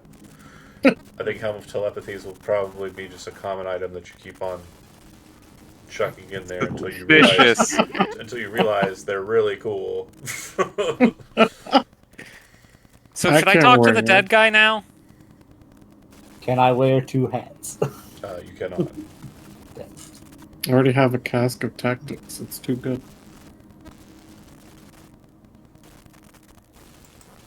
However, we could give the pirate cap to Losay. It requires attunement. She's probably not down. Oh, never mind. Okay. Yes, We'll read give it to or Astrogoth so talk he to can the- sing into our minds. to the guy, I guess. Well, sorry. What was Okay. that? What was it? I asked if it was time for me to talk Oh, to the dead and guy, you and said it seems yes. like. Yeah. And Okay. I'm casting. So are you I'm- pulling him out? I think we can leave him there. I don't want to touch him. Blight. Then good comes from Blight. We're very Oh. cautious about this. You've activated my trap card. Ugh. Doesn't say I have to move him or anything. He's not face down, right? He's not. Then he can talk. Yeah. He has a mouth, Okay. right?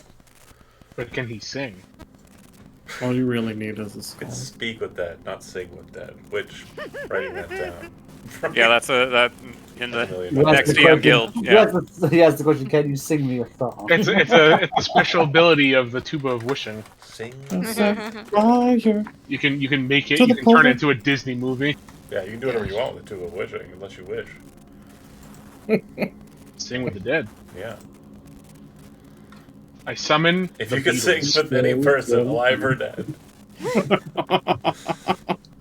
The sailor that got cut in half. Jesus. No, I was I gonna say. summon myself. I was gonna say something like I would sing with a person you know who is alive but you want dead, and then just say dead. Fair, yeah. Like you get the choice of them being alive or dead. Oh no. Oof. Okay, speak with dead. Okay. You have to be 10 feet away from the corpse. Yep. Mhm. You target a corpse of your choice within range. You cast it. as Before an I cast, do we have specific questions, or am I just, improving here? Well. What? Wing it. Wait. What's up with the no. sword, bro? Has anybody seen the D&D movie? No. Yes. Pretty sure I everyone haven't- has. No, so- I haven't seen it yet. Shit's hilarious. You should watch it. I'm sorry. I was. Can I have it on YouTube. Can I send it to you? No. I don't think Only so. if you're in a family can you share movies. Oh, Yeah. that's fine. Okay. I'm thinking. I'm gonna watch it eventually. It's on I Amazon. just- Yeah, it Oh, is on that's Prime true. Video. For I'm free? thinking- I think Yeah, so. Prime Video. Prime? Yeah. I'm thinking, why are you here? Do you know anything about that sword? So It's since you're in a something brainstorming mode, and I And- don't want to do the "oh gotcha" kind of bit, I am going to say that you're doing your brainstorming bit before the casting. So what I'm going to Yes, need from yeah. you as you do the brainstorming sesh is when it comes to the point, you're going to say, "I cast the spell." Okay. So you're suggesting why are you here? Or how did you get here? Oh, how did you get here? That's With the There's a- possible follow-up of why. Who is There's your a daddy? portal. There's a portal What does he nearby, do? right? Like he might be Yeah. really well. No, the portal that we Yeah. opened up, like it was open like 200 years ago, right? What are you talking about? That portal, the one that we the opened up, Eingrad one? yeah. Thousands was- of years ago. Oh, yeah. thousands, not 200. Okay, Yeah. never mind. Yeah. But like it was continuously open for a period of time, right? I have a question. No, my character wasn't in here for this little bit, but when y'all went to that tree before, there were people where I turned into insects and stuff. Does he look like any of them? What? You're talking about the tree people that we fought, Yeah. the blight. Oh, They no, were no, blinded no. and they were covered in roots and shit. I would say, ooh, that is a good question. I would say that since he's under the shrine, it's hard to tell. Mm.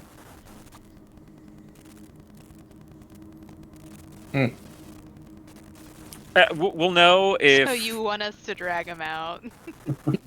we'll know if when I ask him a question, I just hear like garbled screaming. No, those are only the dwarves. No, I'm Remember. sorry. I just I saw the chat. It's like you're reading a manual of exercise. It's like a bedtime story. That means we both read it together. I mean, that's not a no. I will say the person who is actually reading it, not the person who's hearing it, would receive the benefit. Can you say that when he can't hear it? I mean, if you read it by yourself, you wouldn't be able to hear it, so the paradigm still stands as I prescribed. Okay, so anyways, back to your brainstorm. Go. Why are you here? How did you get here? We want to know possibly about the sword, if it's related.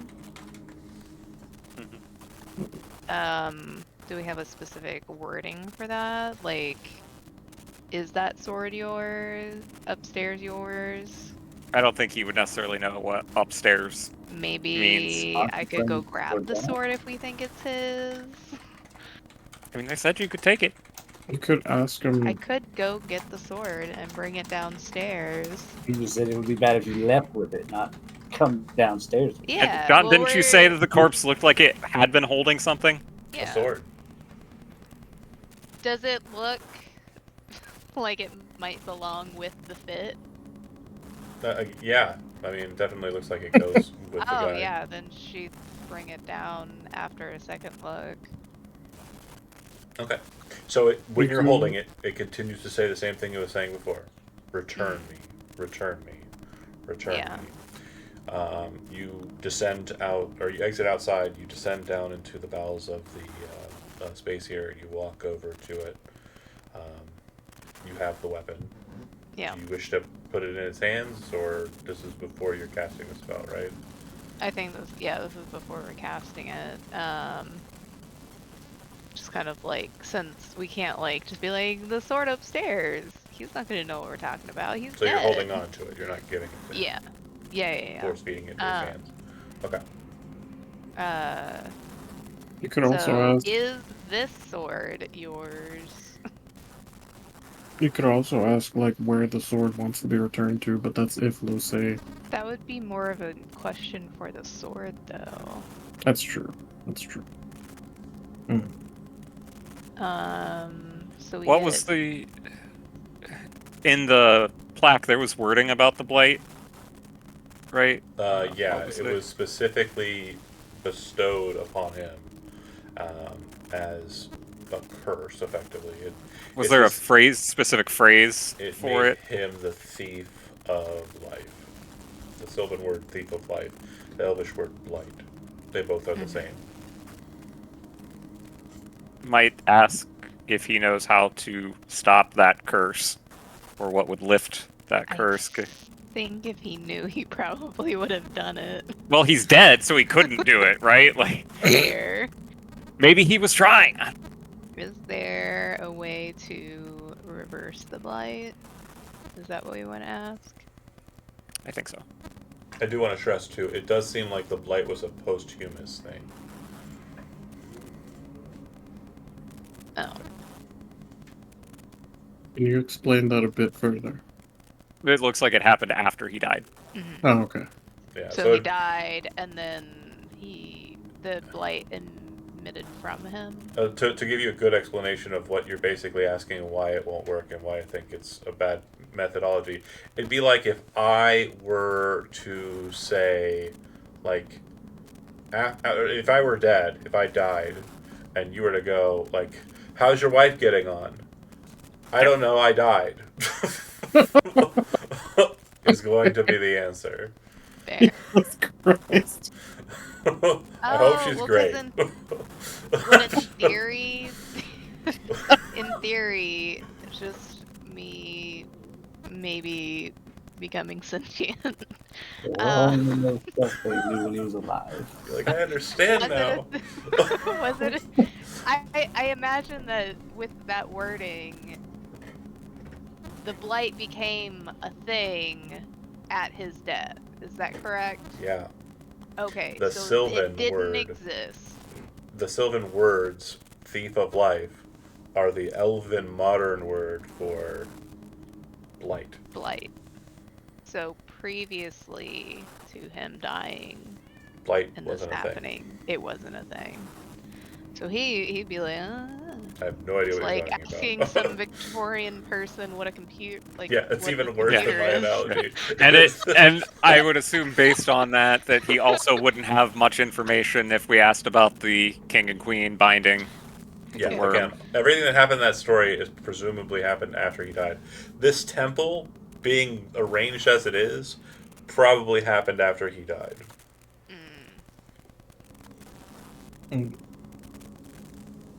That makes sense. It looks like he was ceremoniously placed there. Right. Like there was effort to put him there, but yeah. Hey, bro, what up with the sword? I mean, we could save the spell, and you could just give him the sword. No? Could just give him the sword. I could ask him 5 different ways. Sorry, go ahead. Is the sword still saying return me? Yes. Okay. Is it like any like stronger or weaker or No.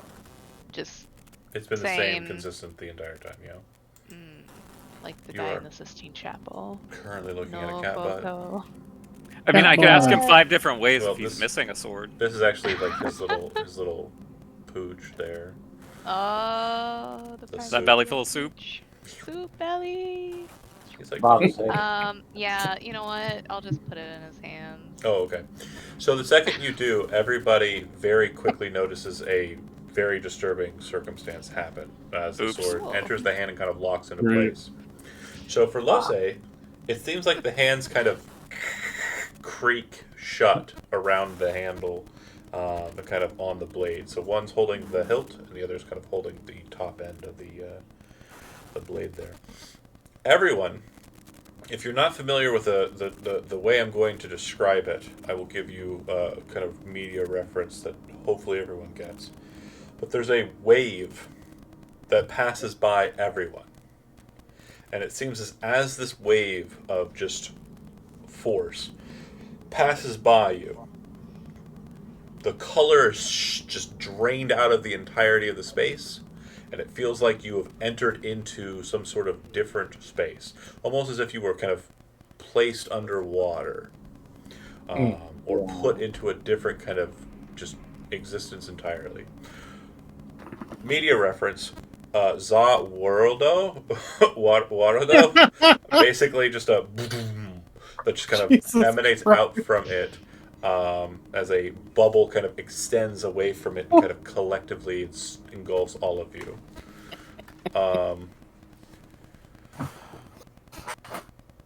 Castia and Astrogoth, or sorry, Lose specifically, and those two, are very aware that you have just shifted from one plane to another. Astrogoth and Castia are aware that you've just shifted from the plane of the living to the plane of the dead. You Oh, now stand great. in the plane of shadow. Wonderful. We're back, boys. And Zach, for your Chrono Cross reference gift, gain inspiration. I love that game. It is one of my favorite games of all time. Chrono Trigger, also great. Better. I completely agree. I have a mint Chrono Trigger Super Nintendo box that's never been opened, still plastic wrap. God It's damn. Good Oh shit. my god. Yeah, top 10 or top 10 easy. Like it's up there. Like it's easily Oh, yeah. in the top 3 probably. Chrono Trigger is Yep. up there, but Chrono Cross is a very often overlooked sequel. Agreed. And I will just to add on that, I saw earlier this year that there was a game coming out called Chrono Break, and I was like, "Oh my god, is this it?" But it's completely unrelated, Yeah, and I it's cried. probably based on the manga or anime. I can't even say words good. Anime? The Anime! I said manga, and it kind of the A sound stuck in my Okay, head. Hold on. Let me cast tongue so I can understand what the fuck's Yeah, happening. and the pretentious layer kind of like ascended. I'm sorry, I was like, Anime. we're talking about haughty stuff here. Chrono Trigger, Oh, Chrono yeah. Cross. Dignified.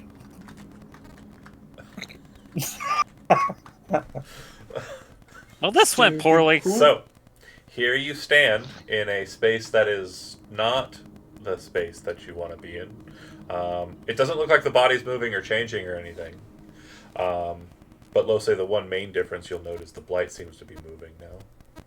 You should take that sword back. Do you want to take the sword out of his hand? I mean, I want to. Do you? Yeah. Okay. You pull the sword out of your hand, and the exact same thing happens, but in reverse. And you are no longer standing in the plane of shadow. It's that easy.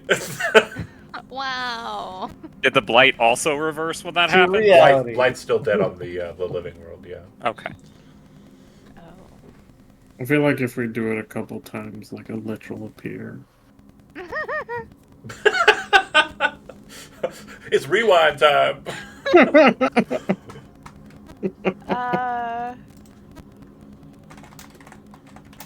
Well, that wasn't nice.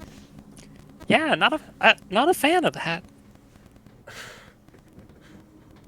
Is the sword still? No, it's no longer saying anything. It's no longer saying anything. Yep, quiet. It has been returned.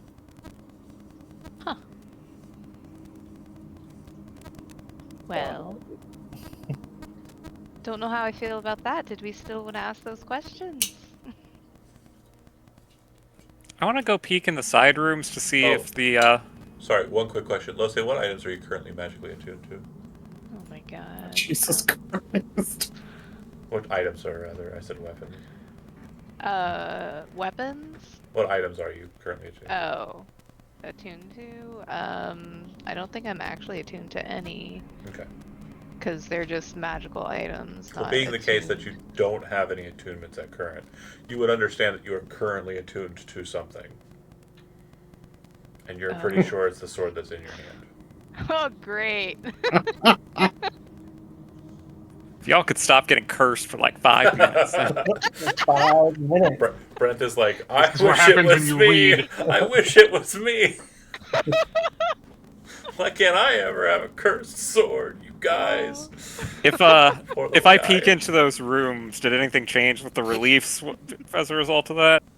Since you shifted back already, no. And that question You wasn't want- asked while you were. Yeah, you want to put it back in his hand and we can check again? Don't really want that to happen again. I mean, I'm over Honestly, here. Just glad it wasn't me. John was like, it wasn't I, it wasn't me. One hand is a crystal and the other is a sword. That seems fine. Um, do you want me to put it back? I mean, as long as we're fast, it's probably okay. I mean, She'll try putting it back in the hands. Sure. Orlandis is gonna have his shield out just in case. okay. And now looking into those rooms. And then The- just like, a the bunch bass of knives drops are being and- thrown like a fucking.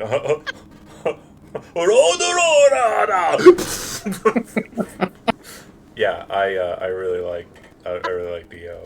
You hear a faint ora ora in the distance. Jojo.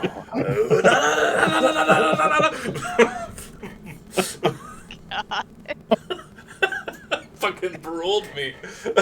God damn it. That's the deal.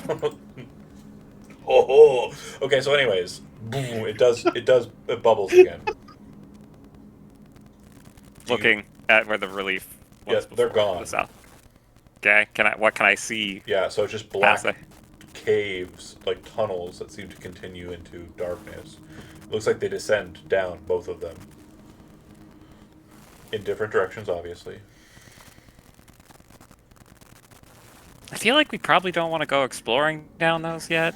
If exploring in the Plane of Shadows is what you want to do, this would be the place to do it. I think you should take the sword back out. We've Yeah. already Take done the sword that. back. And you will We already note did that for one that campaign. as you are kind of like, grabbing the sword and pulling it out, the thing that kind of makes you realize that this is, if it's going to be done, needs to be done quickly, is that the blight is alive on this side, which means that so is the body. Like, the creature inside of it isn't, but the growth of it is. So as it's holding the sword, you can see on your side it's trying to kind of seal itself around the blade. So as you kind of reach, it's kind of more of a breaking it out of the branches to get it free. Yeah. Don't want to do that again. Yeah, yeah, that sounds like a good idea. John, would I be able to stone shape one of the reliefs out of the way? You have the spell Stone Shape Prepare. I do. Checking wording on Stone Shape. Hold on.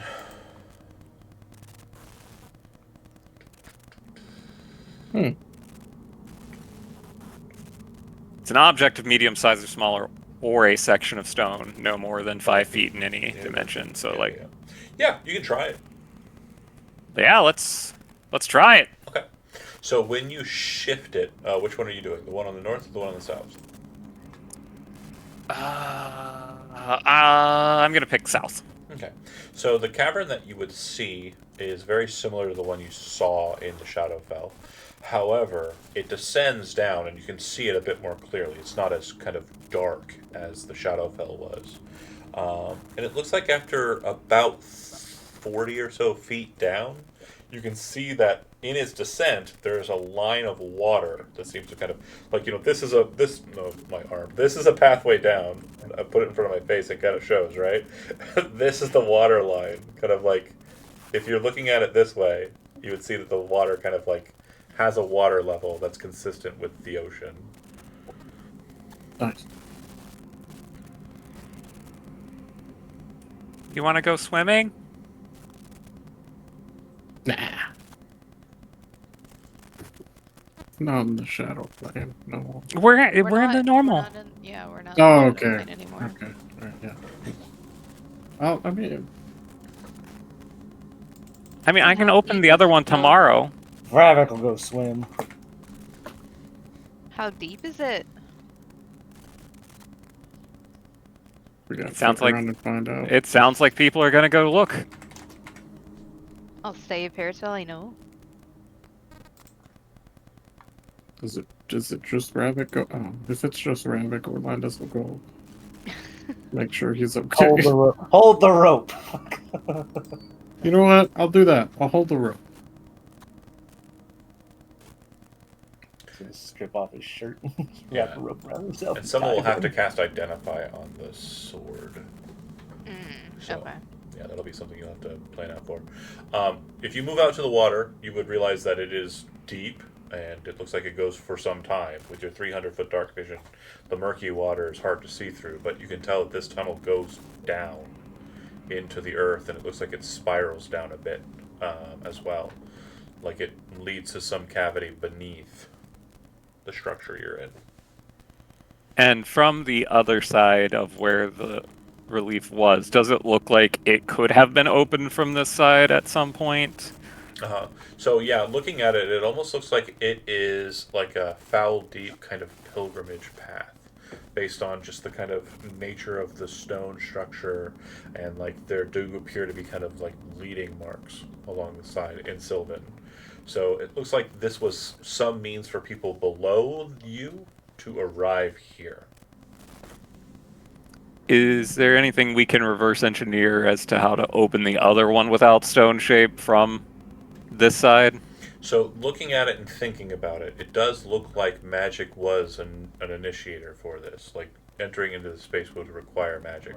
So when you're on the opposite side, you'll actually see Sylvan text kind of explaining like what the path forward is, and what the warlock, who still would probably have comprehend languages up, and if not could just cast it as a ritual again, would note that the instructions specifically explain for the individual to knock loudly, but the word that's used specifically for knock is a magical word, like a name of a spell instead of just an action that's prescribed. What about demolish? Demolish won't do anything to the stone wall. I know you want it to, but it's not going to. It's not damageable. Oh, okay. Well, I certainly don't have that prepared. You said there was a curtain on the confessional. Mm-hmm. You want to let's peek inside that? Why not? Okay. Opening it, inside you see what looks like priestly robes kind of loosely laying on a skeletal body. Looks like there's a knife tightly gripped in one of the skeletal hands. And there's kind of a decent amount of staining around the chest area of the robes. Understanding the religious context of the box, your first thought would be kind of a self-inflicted wound, but looking at it more passively, or less passively, you would realize that it looks like there are defensive kind of marks on the bones, and the dagger was utilized for defense, and the individual was stabbed in the chest. It's more like he was cornered. Yeah, he was in a box, yeah. Yeah. Were the stab wounds in the front, or was he There's Julius just a Caesar? big old red staining on the shirt of the robes, like the chest area of the robes. If I cast Detect Magic, does anything light up Sure, the of dagger. those two? Okay. Well, I guess we'll take that. The leather of the hilt of the dagger has a very crunchy kind of feel to it, but it does not feel like it is ancient or brittle. The other thing you would note is that the robes of the individual, upon reflection, don't appear to be elvish. Are they noticeable of any kind of religion? The blood staining makes it difficult, but if you'd like, you could make an investigation check. I don't have a great investigation roll, so I don't know if somebody else does that wants to try. Mine's not good either.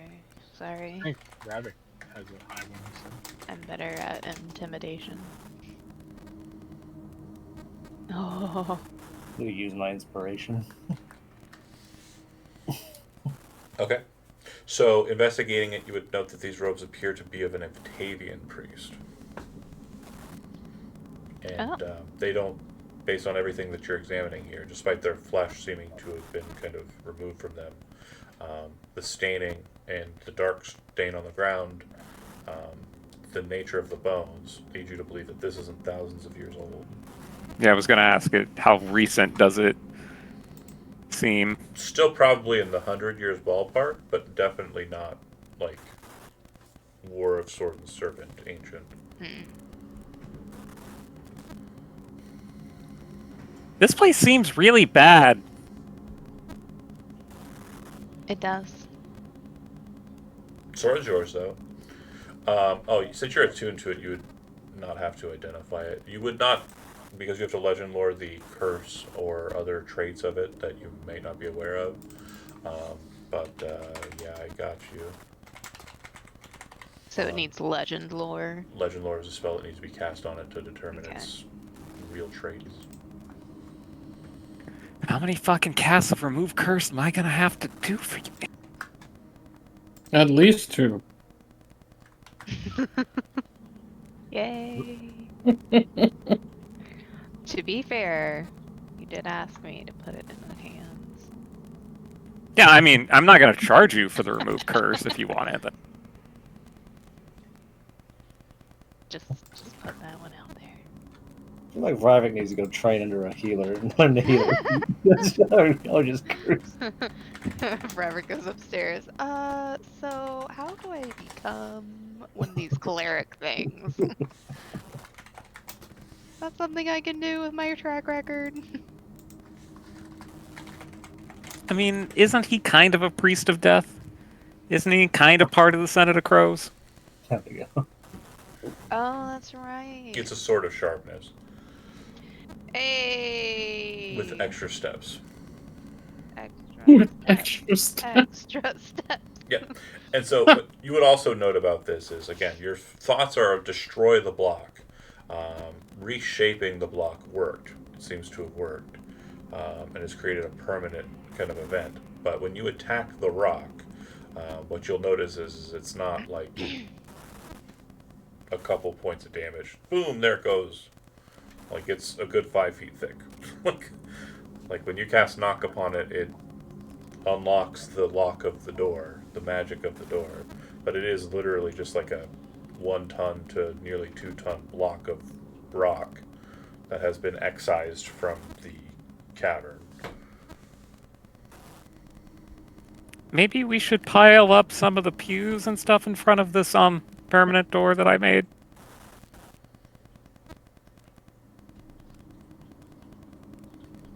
I mean, this priest didn't die of old age, so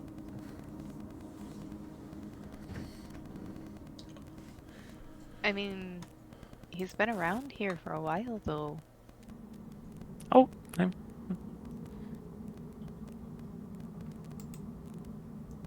Could have been from the other one. She'll point to the blocked room. The blocker that's room. fair. Is Maybe that what we you just should. called it? Room. The Maybe we blocker? should. room. Maybe we should go. I thought you were making a pun about locker rooms, but there's a big block in there, so. Never mind. What? Blocker room. Like it's a block in the room. Never mind, forget it. I tried to do We'll a do pun. what Castius says. We'll put a pew in front of it. Let's jam a Okay. pew through the Yeah. hole. How big's the hole you made? Can we just jam a pew through it? About 5 feet wide. There you go. Yeah, you can probably stack up just a couple of them or something. Just The barricade. If you're being very industrious about closing that space off, you could just pull the big yeah, old that's over. kind of what I was wondering too, but I didn't. But before you Okay. do that, is there anything you want to do inside the space with the plaque and the offering plate before you leave it shut? There is a chest if somebody wants to open it. Say no more. Where's Yeah, it's open already. You just walked away from it. When you open up the offering plate chest, inside there's just more coin and Cheese. gemstones. The coins in question that are present here are quite old, Vravik, but you would notice that it's basically just a bunch of coppers that are basically being pulled into your hand. Maybe somewhere around the ballpark of about 52 of them. But the one thing you notice that's inside of the chest with them is a very nice looking, just perfectly kind of egg-shaped slice of jade. And the jade is kind of a frosty kind of green color. I'm going to take that. Yeah, But and I don't want to upset the gods, so I'm going to put 2 cold coins back in the chest. Well, you would. That's fine. You would actually recognize the stone. They're usually kind of depicted in different ways. People carve them differently, but the stone you know is a luck stone, also a stone of good luck. It's another magic item.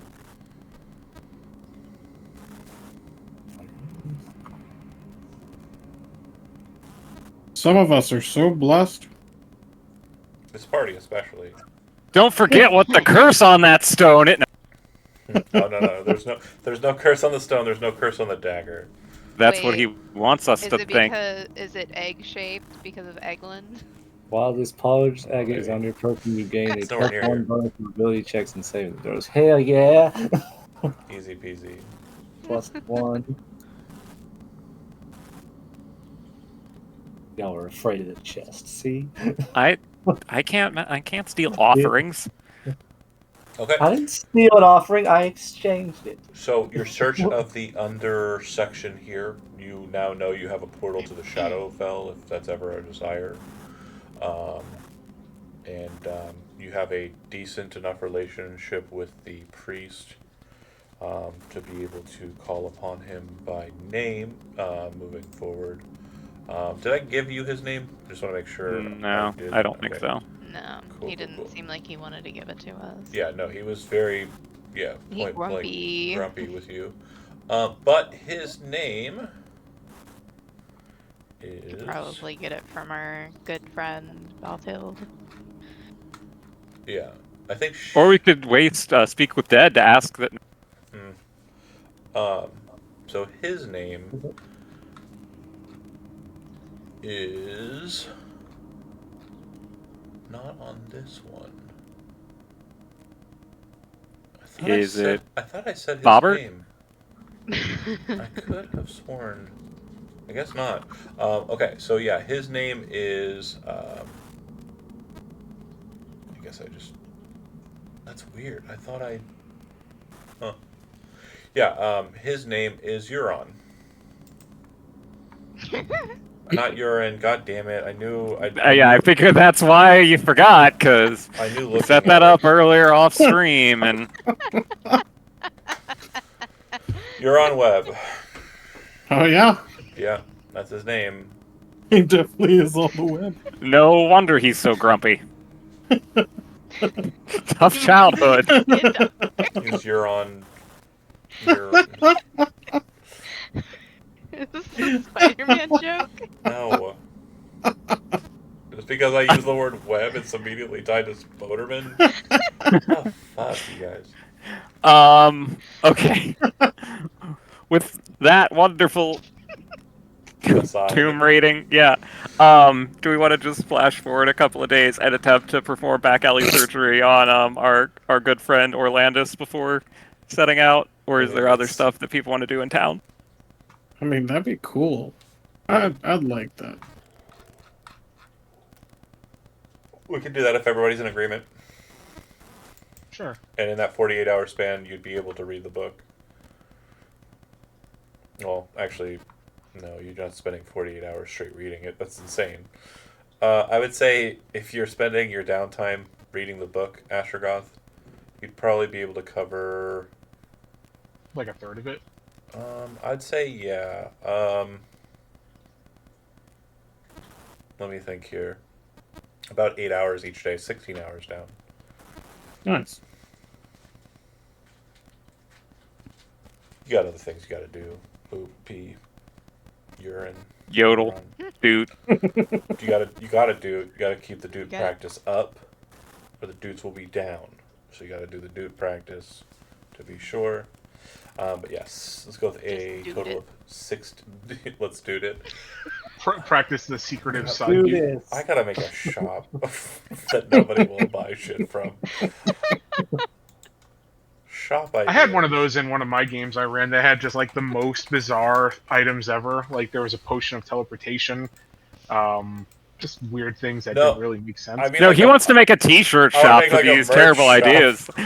Oh, okay. Let's shop. dude it, and it's just like a picture of Astrogoth's stupid face. It's just going to be called the Shop of Mine, and it's going to have Astrogoth as a shirt. Yeah. Damn it, that's such a good branding. Top of mine. Oh, that's so good. Why can't I be famous? I want to be famous now. As long as you Believe in do, yourself, get- bro. as long as you do a picture of him with like the epic sax guy kind of thing. Oh, hell yeah. Okay. Yeah. He's wearing the exact same outfit as the Epic. Yeah, Sack the guy. sunglasses, the white jacket vest. Yeah. Except he has a tuba. For sure. Oh, yeah, of wishing, of course. Wishing. It's his final form. Yeah. I mean, that's where this game ends. It's, the boss fight is going to be Lose with like a 30 swords. It's going to be Orlando. 10 of which are cursed. completely corrupted by the stone. Orlandis is 95%. Fravik's just Cyric a shadow Stone. rat ninja. Castia's, I guess, the same. No, Yeah, that's that's- same. Behold, before I play the song that reshapes the universe. She uses the wind to become a rat. And yeah, Astrogoth is blowing tunes that are just warping reality. I said, dude. Dude.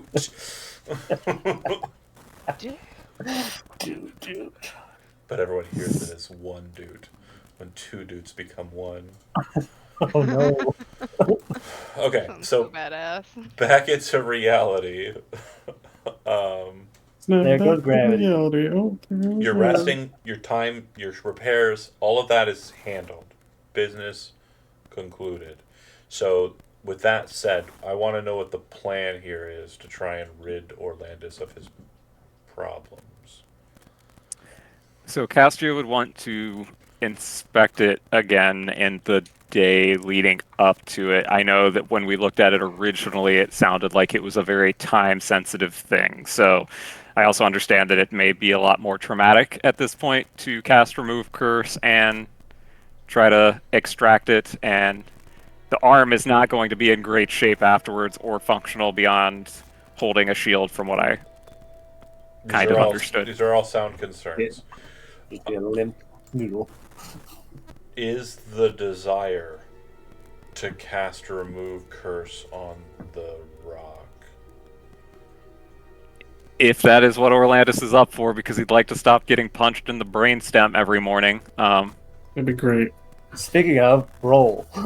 Yeah, roll It'd be your, great. I need your damage for the day. That's important. No. Because this is gonna be some trauma. That could come up pretty sadly. No. Can we just lie today? Just We're going. We're leaving on our do way. it to him. Yeah. You gotta do it to him. You literally have been discussing and negotiating like the plan for tomorrow. Okay, yeah, we're gonna do it. We're gonna do it. We're gonna do the thing, and then like in the morning, I was just kidding, babe. We're gonna go. No, that's not it. That's not the plan. Okay, so that's the damage you're taking. That is pretty high on the rolls there, my dude. Yeah. Yeah. Okay. Yeah. All We're gonna right. give us some healing potions before we start. Can I take a short rest before we do this? I'm not ready. Yeah. I'm not ready. We can? Yeah. Okay. Alright. Cool. So I'm gonna heal up. Spend some hit dice. Should have been doing the math before. 10, 17. You're at 30. Okay. Alright, yeah, that gets me up to max. Pretty close, actually. I mean, we're about to perform like some Just took 30. risky ass. You just regained 30. How are you at max? No. Close to max. Like my I max feel is like you 58. should spend another hit die. I'm just saying that this is not gonna be. There's gonna be I'm not- blood everywhere. We can I'm at- stay in for an extra day if we need to. I'm at 52 of 58. I'm Gucci. Oh, okay. All right. Famous last words. Unless he does 60 HP's worth of damage, I am good. I want you to remember this moment What's your max? that hit your point total? doctor advised you. 58. Okay, so I have to do 116 to kill you. You know what? I'm gonna spend that last hit dice just to get up to 58. I'll There do you that. go. I'll do that. We are now at max. Okay. Quick, give yourself temp HP too while you're at it. I'm going to Really talk yourself up. inspiring word myself. You know what? No. Ooh, actually, wait. Can I?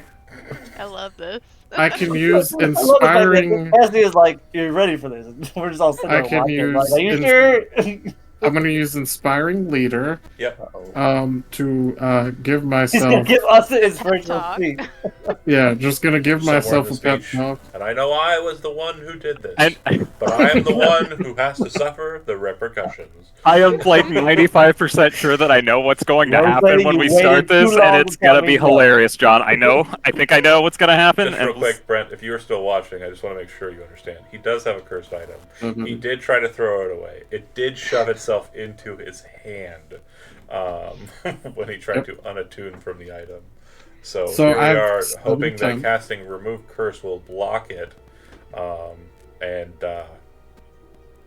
Yeah, we'll see how it goes. Brent, can I have Wait, it, please? wait. So it So, does. question: it What does- is the plan to do with the gem once you get it Hold out? on, it We does gotta give have it- a box or something to put it in. I want to make sure Brent understands. It's not just a cool cursed item that does nothing. It gives him the ability to cast every evocation spell in the game Cantrip. without not spell. Cantrip. cantrip. Sorry, without. yeah, I mean, if it was every spell, we're not taking that out. Yeah, You're that gonna. would've been a different You story. can suffer. If it was every spell, I would have you suffered have through literally it. But become a spell cannon. Don't talk. We don't care about your plot anymore. We're putting you in the Stay basement there. where we will As get far as that spells. stone is concerned, you're going where you need to From go. your That's all it body. needs to know. That's all we need. So the purple rock is still stuck in his hand. Yep. And you are now going to do what? Oh. Walk me Cure through me the of my procedure. ailments. My thought process is first we're gonna tourniquet the arm before I remove anything. Don't speak And as cast- if you're talking about a plan. Tell me the actions you're taking. Okay. Breaking the arm. Yes. Hang Gonna him down. tourniquet the arm. Okay. Gonna take a look to make. Does it look like it has healed over to the extent that it is not removable? For the tourniquet and for the process of examining, go ahead and make a medicine roll. If you have someone who's aiding you, and they have medicine trained, only if they have it trained can they help you. No. Nope. Not me. Oh, and, sorry. Nothing in this process can Orlandis help with. Oh, okay. Okay. Orlandis is the Yeah, patient. I'll help. Get off me. You should look at it a little close. This is supposed to be an RPG. I think it looks. What role am I playing? The victim? I Just think Twenty- hit 21. with the bone I think saw it and let looks him cut his long. own arm off. We'll just do it that way. 21. So the tourniquet is perfect. And basically, what you have learned is that you know how blood congeals and then kind of forms scarring tissue over time? That's all around the crystal, and the presumption is that all inside of the core of his wrist, the same is likewise. Like all around the gem, it is just basically this nice kind of scar tissue embedded in his whole hand. Rip it out. So that might mean that there's not going to be a hand and arm left, depending on how we. Rip and tear. Rip and tear. Just rip it. It's okay. Do, We Lose, uncrossed do that you one. have a good like chopping sword just in case? Let's I get got- him. It's got this new one. Let's get him something that he can Bro, put in his pull mouth out his and combat rip knife his with teeth the down teeth. on. Do not use the fucking cursed sword Sword to of cut off sharpness. the curse. I need you to. Yo, dog, I heard you like curses, so I'm gonna curse your curse with this curse. I would just like to point out that one of the features of that sword is lopping off a limb. It It is. is. It is. No! You're rolling that play. You have been stopped. No. Sir, you don't get an option. You're knocked. We're gonna, can I knock him out? God damn it. I'm gonna upcast sleep now. This is wonderful. Fucking Okay. brain dead surgery over here. I mean, I could use either sword to lop it off. The sword of I sharpness am- would be better for it. Yeah. It's very sharp. I tested it on one of the fighting dummies last night. I guess also We don't have a fighting gun anymore. Oh, Is we it- don't. Like, What's- it's just stacked up. no. We're performing surgery on him right You're now. fucking confused. You went and got We're some performing raw surgery on our back fighting up. dummy.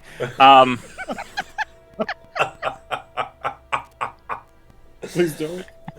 Uh, No, if you any got chance it, you got it. I'll Any accept chance it. that magic dagger was a dagger of surgery? I do want to stress something. Like this is something that I just thought of, and it's very funny, the dynamic. So like, Brent and Jonah are kind of the same person, right? Literally, Brent in the chat right now is like, "This is my dream. I want this. I want that in my hand. Like, I want this. Can I have a cool sword that's cursed also?" Like, he's just very on board for all this. But when his party sees him do stupid shit, they are much more like, "Yeah, go for it, buddy. Go ahead. Do what you want to do. You go ahead. Go for it." You guys are like trying to control Jonah, and it's not working. It never works. And I love it. The dynamic being different, I love it. It's very good. It's like very motherly, fatherly. And then Jonas is just this boy. He's like, "Oh, I got a rock in my hand now. I'm sorry. I went outside and I got a rock in my hand." And he comes inside to show it to you, and you're like, "Oh, what the fuck?" What did you do to yourself? There should be Oh, a no. race in this game dedicated to Jonah called the Cursed Child race, and like No, we gave that to Duron Balcard in the last campaign. That child's That's right. already been That's given right. away. We threw That's that. right. We threw that baby out with the bath. All right, the tourniquet is set. Focused up. It is gonna be difficult to extract it, but we're gonna try. Oh, where's this All happening? right. On the boat? sure, It is fuck true. it, let's do it on the boat. Are we doing it Actually- on deck, below deck, actually- or somewhere else? What We're if we doing ask it. our new priest friend if, like, Hell is no. there? No, okay, figured it. I I feel could like use some extra cleric power. Yeah, I guess it would be below deck probably, assuming it's stable. Oh, that sounds like a great idea. we should do it. We should do it Not on do it on the deck. boat. Say we did. We should Let's do it in the on middle deck of a so public vanilla. street. We should do it on deck so Hanil can see. Let's do it in the fish market. Yeah, That'd we be can fun. watch. No, You the can watch fish us market. torture. We need somewhere that is stable. We can Secluded. do it in preferably. the captain's quarter. No, he means like the boat not rocking and stuff. We could. Oh, we We can could do do it on it- the deck or the what is it called? Can we do it in the inn right next to the boat? This little. We do it inside the Bro, cabin. we're gonna have to pay them a lot to let me do back alley surgery in their common Put it on room. this dock right here. Is there a surgeon in town I can go grab? I got it. It's fine. Look, Or right a second can't here. afford- Or do you They're want not- to do it on these rocks right here on the beach, so these seagulls can come and peck at your. Why don't we door? do it on top of the corpse in the Temple of Halloween down below? Yeah, And do it in the darkness down there. That'll be fine. Yeah, What we- if we- John- Let's put the sword back and do it in the Shadowlands. There we go. Yeah. What if we do it John- in the Shadowlands and I die in there, but then we come back out and then he if you comes die in back the to game, life? you die for real. John, is the boat stable while it's docked, or is it moving enough that it's going to interfere it's with stable. the process? It's stable. There will be no interference. Okay, then we will do it there, so that people are gonna wonder what the screams are. That's it's fine. Oh, Los's selling tickets. We're tying a damn rope into his mouth. He ain't screaming nothing. Let me just practice my screams real quick. Give him a ball gag. Just practicing new music. He doesn't have to make that big of a deal about it. It's so Find weird. His out on screams this- sound like a smoke alarm. Okay, the tourniquet is good, so we theoretically won't lose anything above that. I will. Tourniquet is Start- applied. Investigation or medicine check on the hand has been performed. That's all we've got so far. Yeah. We're on the boat. There's been some discussion beyond. Who else is with you in the process? Everybody just surrounding him? Any NPCs that you want to include in the group? If there are. Arnold was mentioned. I will say Hanild is very interested and is here watching because she's been apprised of the situation. She And if he understands. dies, she's gonna try to take the boat. So especially after Dingus Died, she was, can have the boat. changed course while she was You can be the asleep. captain. And members of her crew was like, yeah, he was trying to go somewhere totally different. Like he was trying to turn it about after the bridge. She'll be like, okay, I'm gonna focus on what's going on here. Are there any crew members that are trained in medicine? No. You did not hire a doctor, I don't think. You're hired the me. doctor. Yeah. Where's Chopper when we need him? Boku wa doctor. Don't need that. Oh wait, hold on. We could never get someone as awesome. Kill me, Oh cat. shit. Oh, he's getting the hat. Hey! Alright. There we go. boy. There's the doctor. That's who I need. I will want Lose nearby so she can chop off the arm. If If you it- need Jesus Christ. it. What? The hat isn't doing it for you. No, the chopping the arm I have this X-Acto knife. in Can, my hand just Can for- Astrogoth for play a fun. nice, jaunty, soothing tune? Knock his ass out, please. Sure. He's gonna hurt. I'm gonna play a song called "The Sound of One Hand Clapping." Okay, baby guy. You I are... don't know that we have really anybody else that's going to be very helpful. I'm going to have healing potions nearby and ready for him, since I might be a little too busy to be casting healing spells while trying to field medicine my way into this arm. Alright. Yeah. Were any of the crew members taking beds? Make a perception check. Alright. Making rolls. Will the captain survive or not? I got $2 on each. Since we're going all in on this. 18. 200 gold, he dies. So you would have overheard Asilius and Hanild before she came inside, basically wagering on the matter, whether or not he. So the bid between those two, or the bet between those two, seems to be whether or not he keeps the arm or not. The circumstance also seems to stand that most of the crew members are aware that something is wrong with Orlandis, and are concerned because, as of right now, he is the one who is paying everyone. So there's some concern there. Well, technically it was Lose, but Yeah, she but they was doing it on behalf of Orlando. they're obviously a part of the patriarchy, and they understand that you. Yeah. hmm They get it. They get the politics. Yeah, they're So- horrible people. Lose ready to chop the arm off if it gets to that point. Orlandis Yeah. was bequeathed this by stupid happen chance, and the women are actually doing the work. Yeah. Can I Dude, have a just volunteer like ready real with life. healing potions if need be, so I can continue working and they can just cram healing juice in his mouth? Just chop the juice in him. Like you liking the juice, huh? I get you more juice. Okay, so you're casting Remove Curse, then you're extracting it in the best way possible. Then what? I need you to think ahead, and I need to know what you're thinking, so I can plan. Yeah, we need to figure out what we're doing with the Shit up. stone. Vravic's gonna be standing by with like a metal chest to throw the stone in. Well, you found a Do we pretty have nice chest that looks like it would be stone-sized down in the basement. You did grab all the gems out of it, but you did say you put stuff back into it. But I'll let you retcon that if you want to have the lockbox from downstairs. That sounds like a good idea. Okay, so Bravik, box in hand, ready to go. Lose, sword in hand, ready to go. Chop. Orlandis, Chopper. stone in hand, ready for it to go. Is that how he got his name? Cutting people's arms off. Probably. Orlandis, just and then Astrogoth playing a body tune. And I figure also probably ready with prestidigitation just in case. Oh yeah, just to Clean make him up. the arm coming off like explode with like Yeah, fire. just No, in confetti. case something needs to be cleaned up. confetti in Yeah. a You gotta keep a sterile, clean environment. Get the fucking trombone Yeah. out. No, not trombone, like the little like the flap whistle things you Slap do at whistle. parties. What are those called? I don't know. Oh, Sorry. kazoo?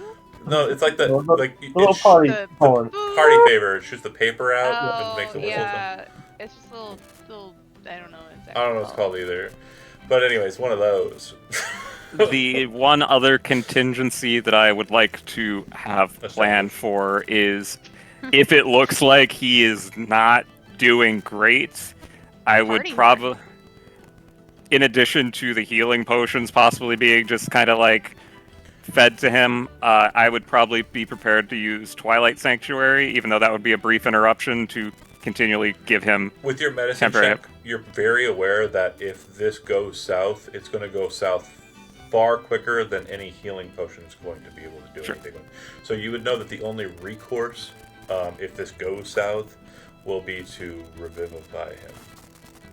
Well, I got diamonds and spell slots, it's fine. Okay, so plans are enacted, plans are in place. Here we go. First things first. Remove Cursed is cast.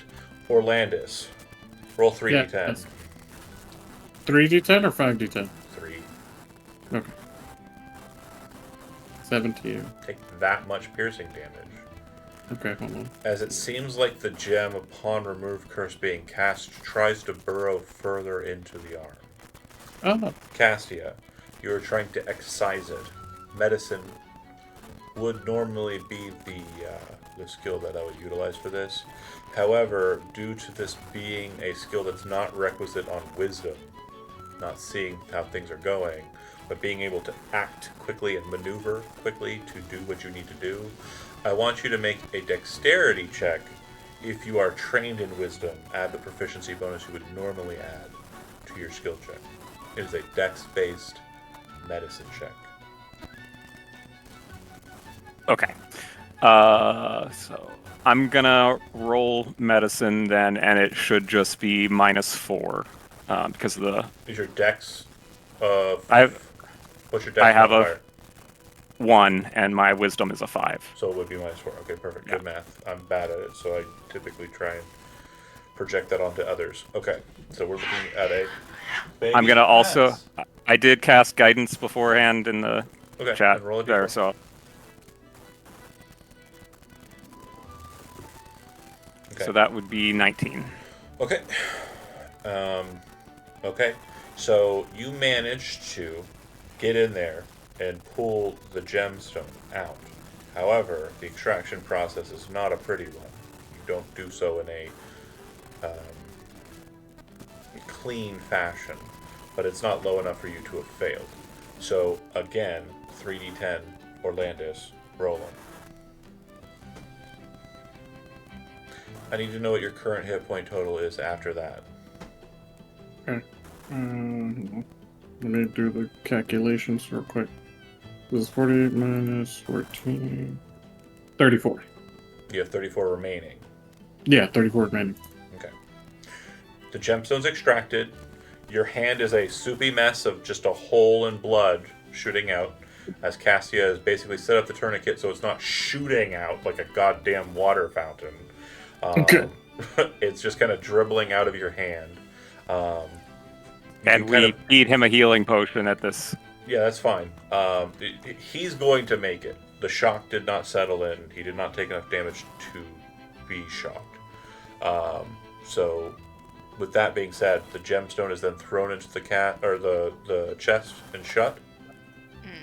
Okay. All of that happens.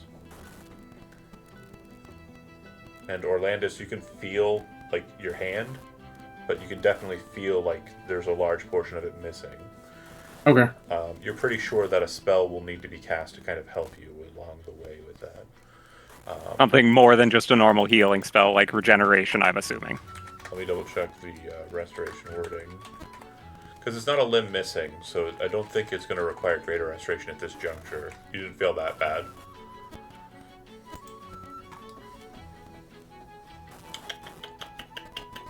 I'm going to say that there is a condition afflicting you. Vravik, there are a couple of conditions that you get. What's the one?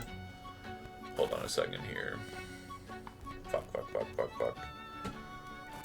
That is an intense condition. Yeah, the quadruple fuck, I believe is what it's called, yeah. That tracks. Oh, pro tip. While you have the orifice in your hand, just, you know what I'm saying? Like, do you know what I'm saying? You know what I mean? You want me to? Not Quit you. monitoring the orb. Nobody else. I'm talking about Orlandis. No, it's okay. Oh. Oh. I'm just, No. Do I? Yeah, no. No. I'm- no. That's I definitely don't- not sterile. I don't have access to the spells now, right? What the fuck are you guys talking about? I'm getting inspiration. That's definitely not sterile. You're damn right. I was talking about a stranger. Maimed is not the condition that you have. That would not be correct. Okay. Actually, I'm gonna go with an alternative variant of maimed. So you'll gain no penalty to your speed, but you will have disadvantage on all dexterity checks, ability checks. And Okay. also all dexterity saving throws Damn. while your Okay. hand is in this state. Got you. You're off balance. All right. Maimed normally is minus 10 movement, which I don't think functionally works for your hand being junked. But yeah, this duration, it states, or the condition normally says if you recover hit points, you heal it. That's not going to be the case for this one. It is a condition that can be cured by the spell Lesser Restoration. Okay. If that will fix his hand up in addition to healing spells, I do also have Lesser Restoration prepared. Perfect. Bam.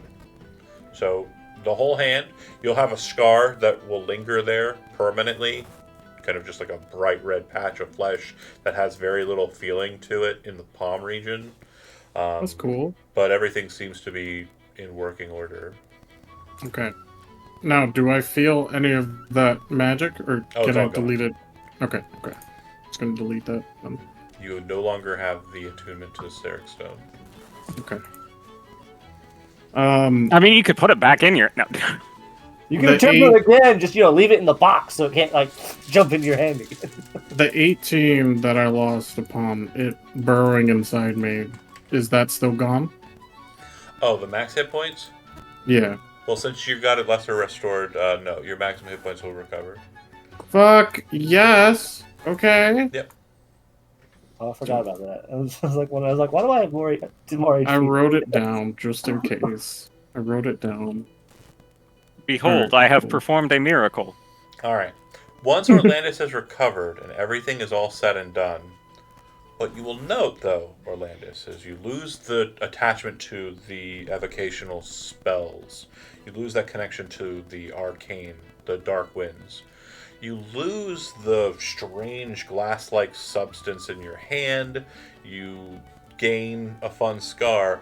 But what you definitely realize you don't seem to have lost, that's still kind of just lingering in your brain, is the strange desire to go to the sea of solid flame with the stone.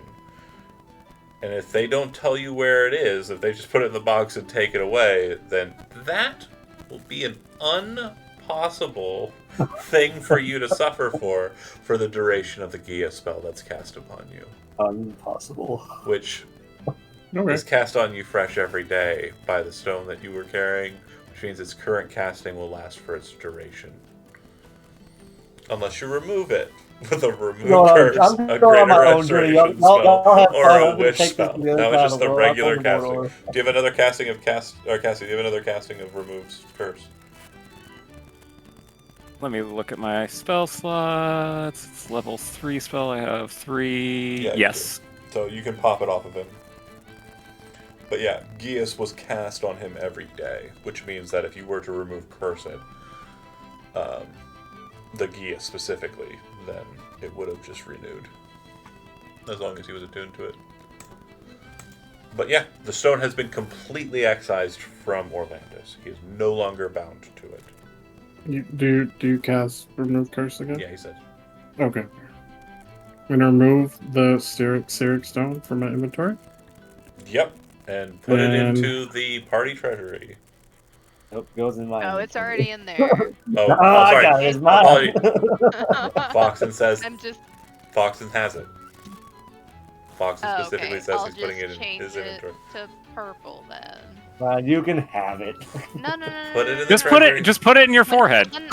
Okay, the reason, Foxen, the reason why I asked you what color you wanted to be, you chose purple.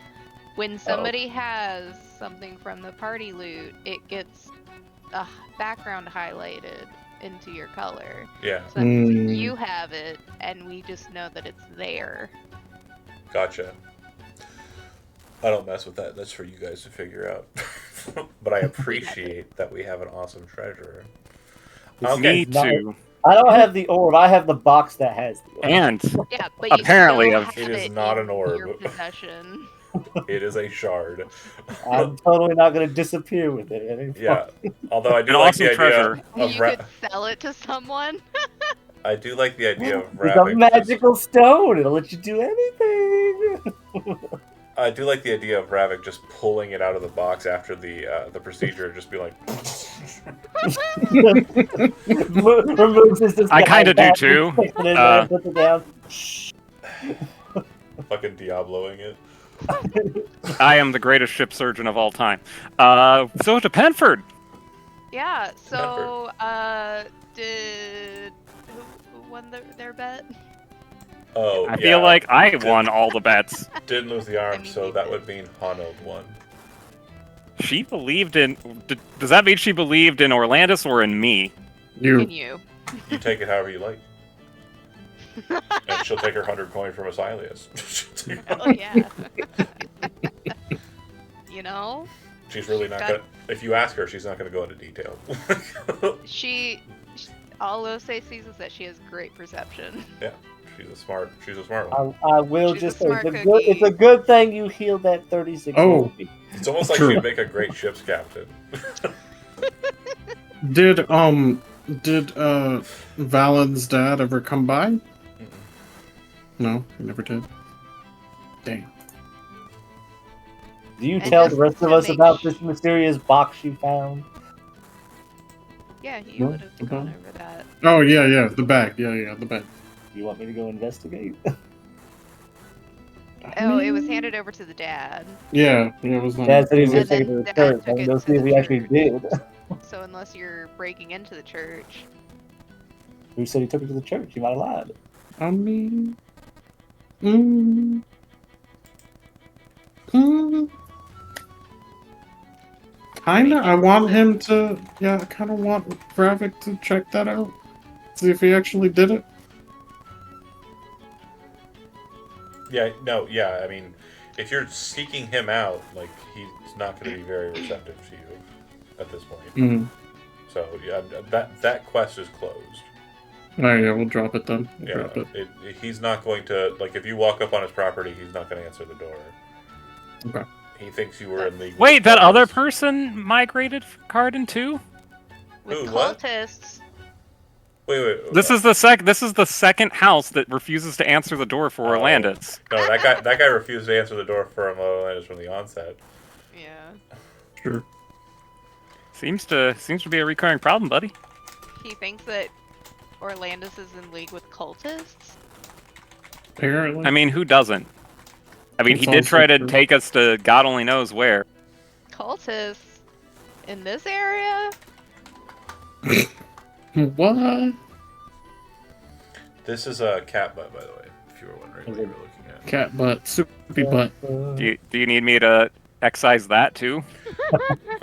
Make it I on! like that one. I don't think you could. Do I don't- it. I don't think there's a box big enough for that butt either. Yeah. I don't think there's a spell strong enough to excise it. Wish spell. So are we setting sail to Penford then? Yeah. So we I've- sleep. I pulled you to the map, Oh. so I do want to make sure if um, you're wanting to draw on it, you can. Got you right now. Before we leave, I would like to purchase more arrows. Okay. Just putting that Yeah. out there. Player's handbook. It. Yep. General store has pretty much everything in there. I'm gonna buy some daggers too. Cool. Oh, it's with all weapons. Yeah, at cost. I'm okay with that. Does this work? This line that I'm making? Hold on. Oh, I can't see I it. can't Hold see it. on. I'm currently dealing with another thing. I don't see it on there. No, John has to make it public. I don't see your line, my guy. What? You didn't draw. Do you a line. have the Press escape. I? There it goes. Do you see the purple line now, everybody? Yeah. Oh, okay. So you're riding the coast. Okay. And we'll go ahead and deal with this last bit of admin as we kind of finish out the night here. 1, 2, 3, 4, 5. So I need 3 d20 rolls for the first day at sea. I'll do 1. 12. Alright. Uh-oh, 18. Oh no.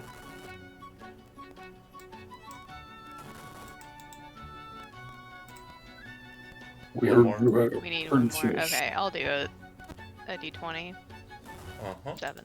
Okay. So then we'll stop there and we'll have a situation arise. I don't think I want to get into it too much.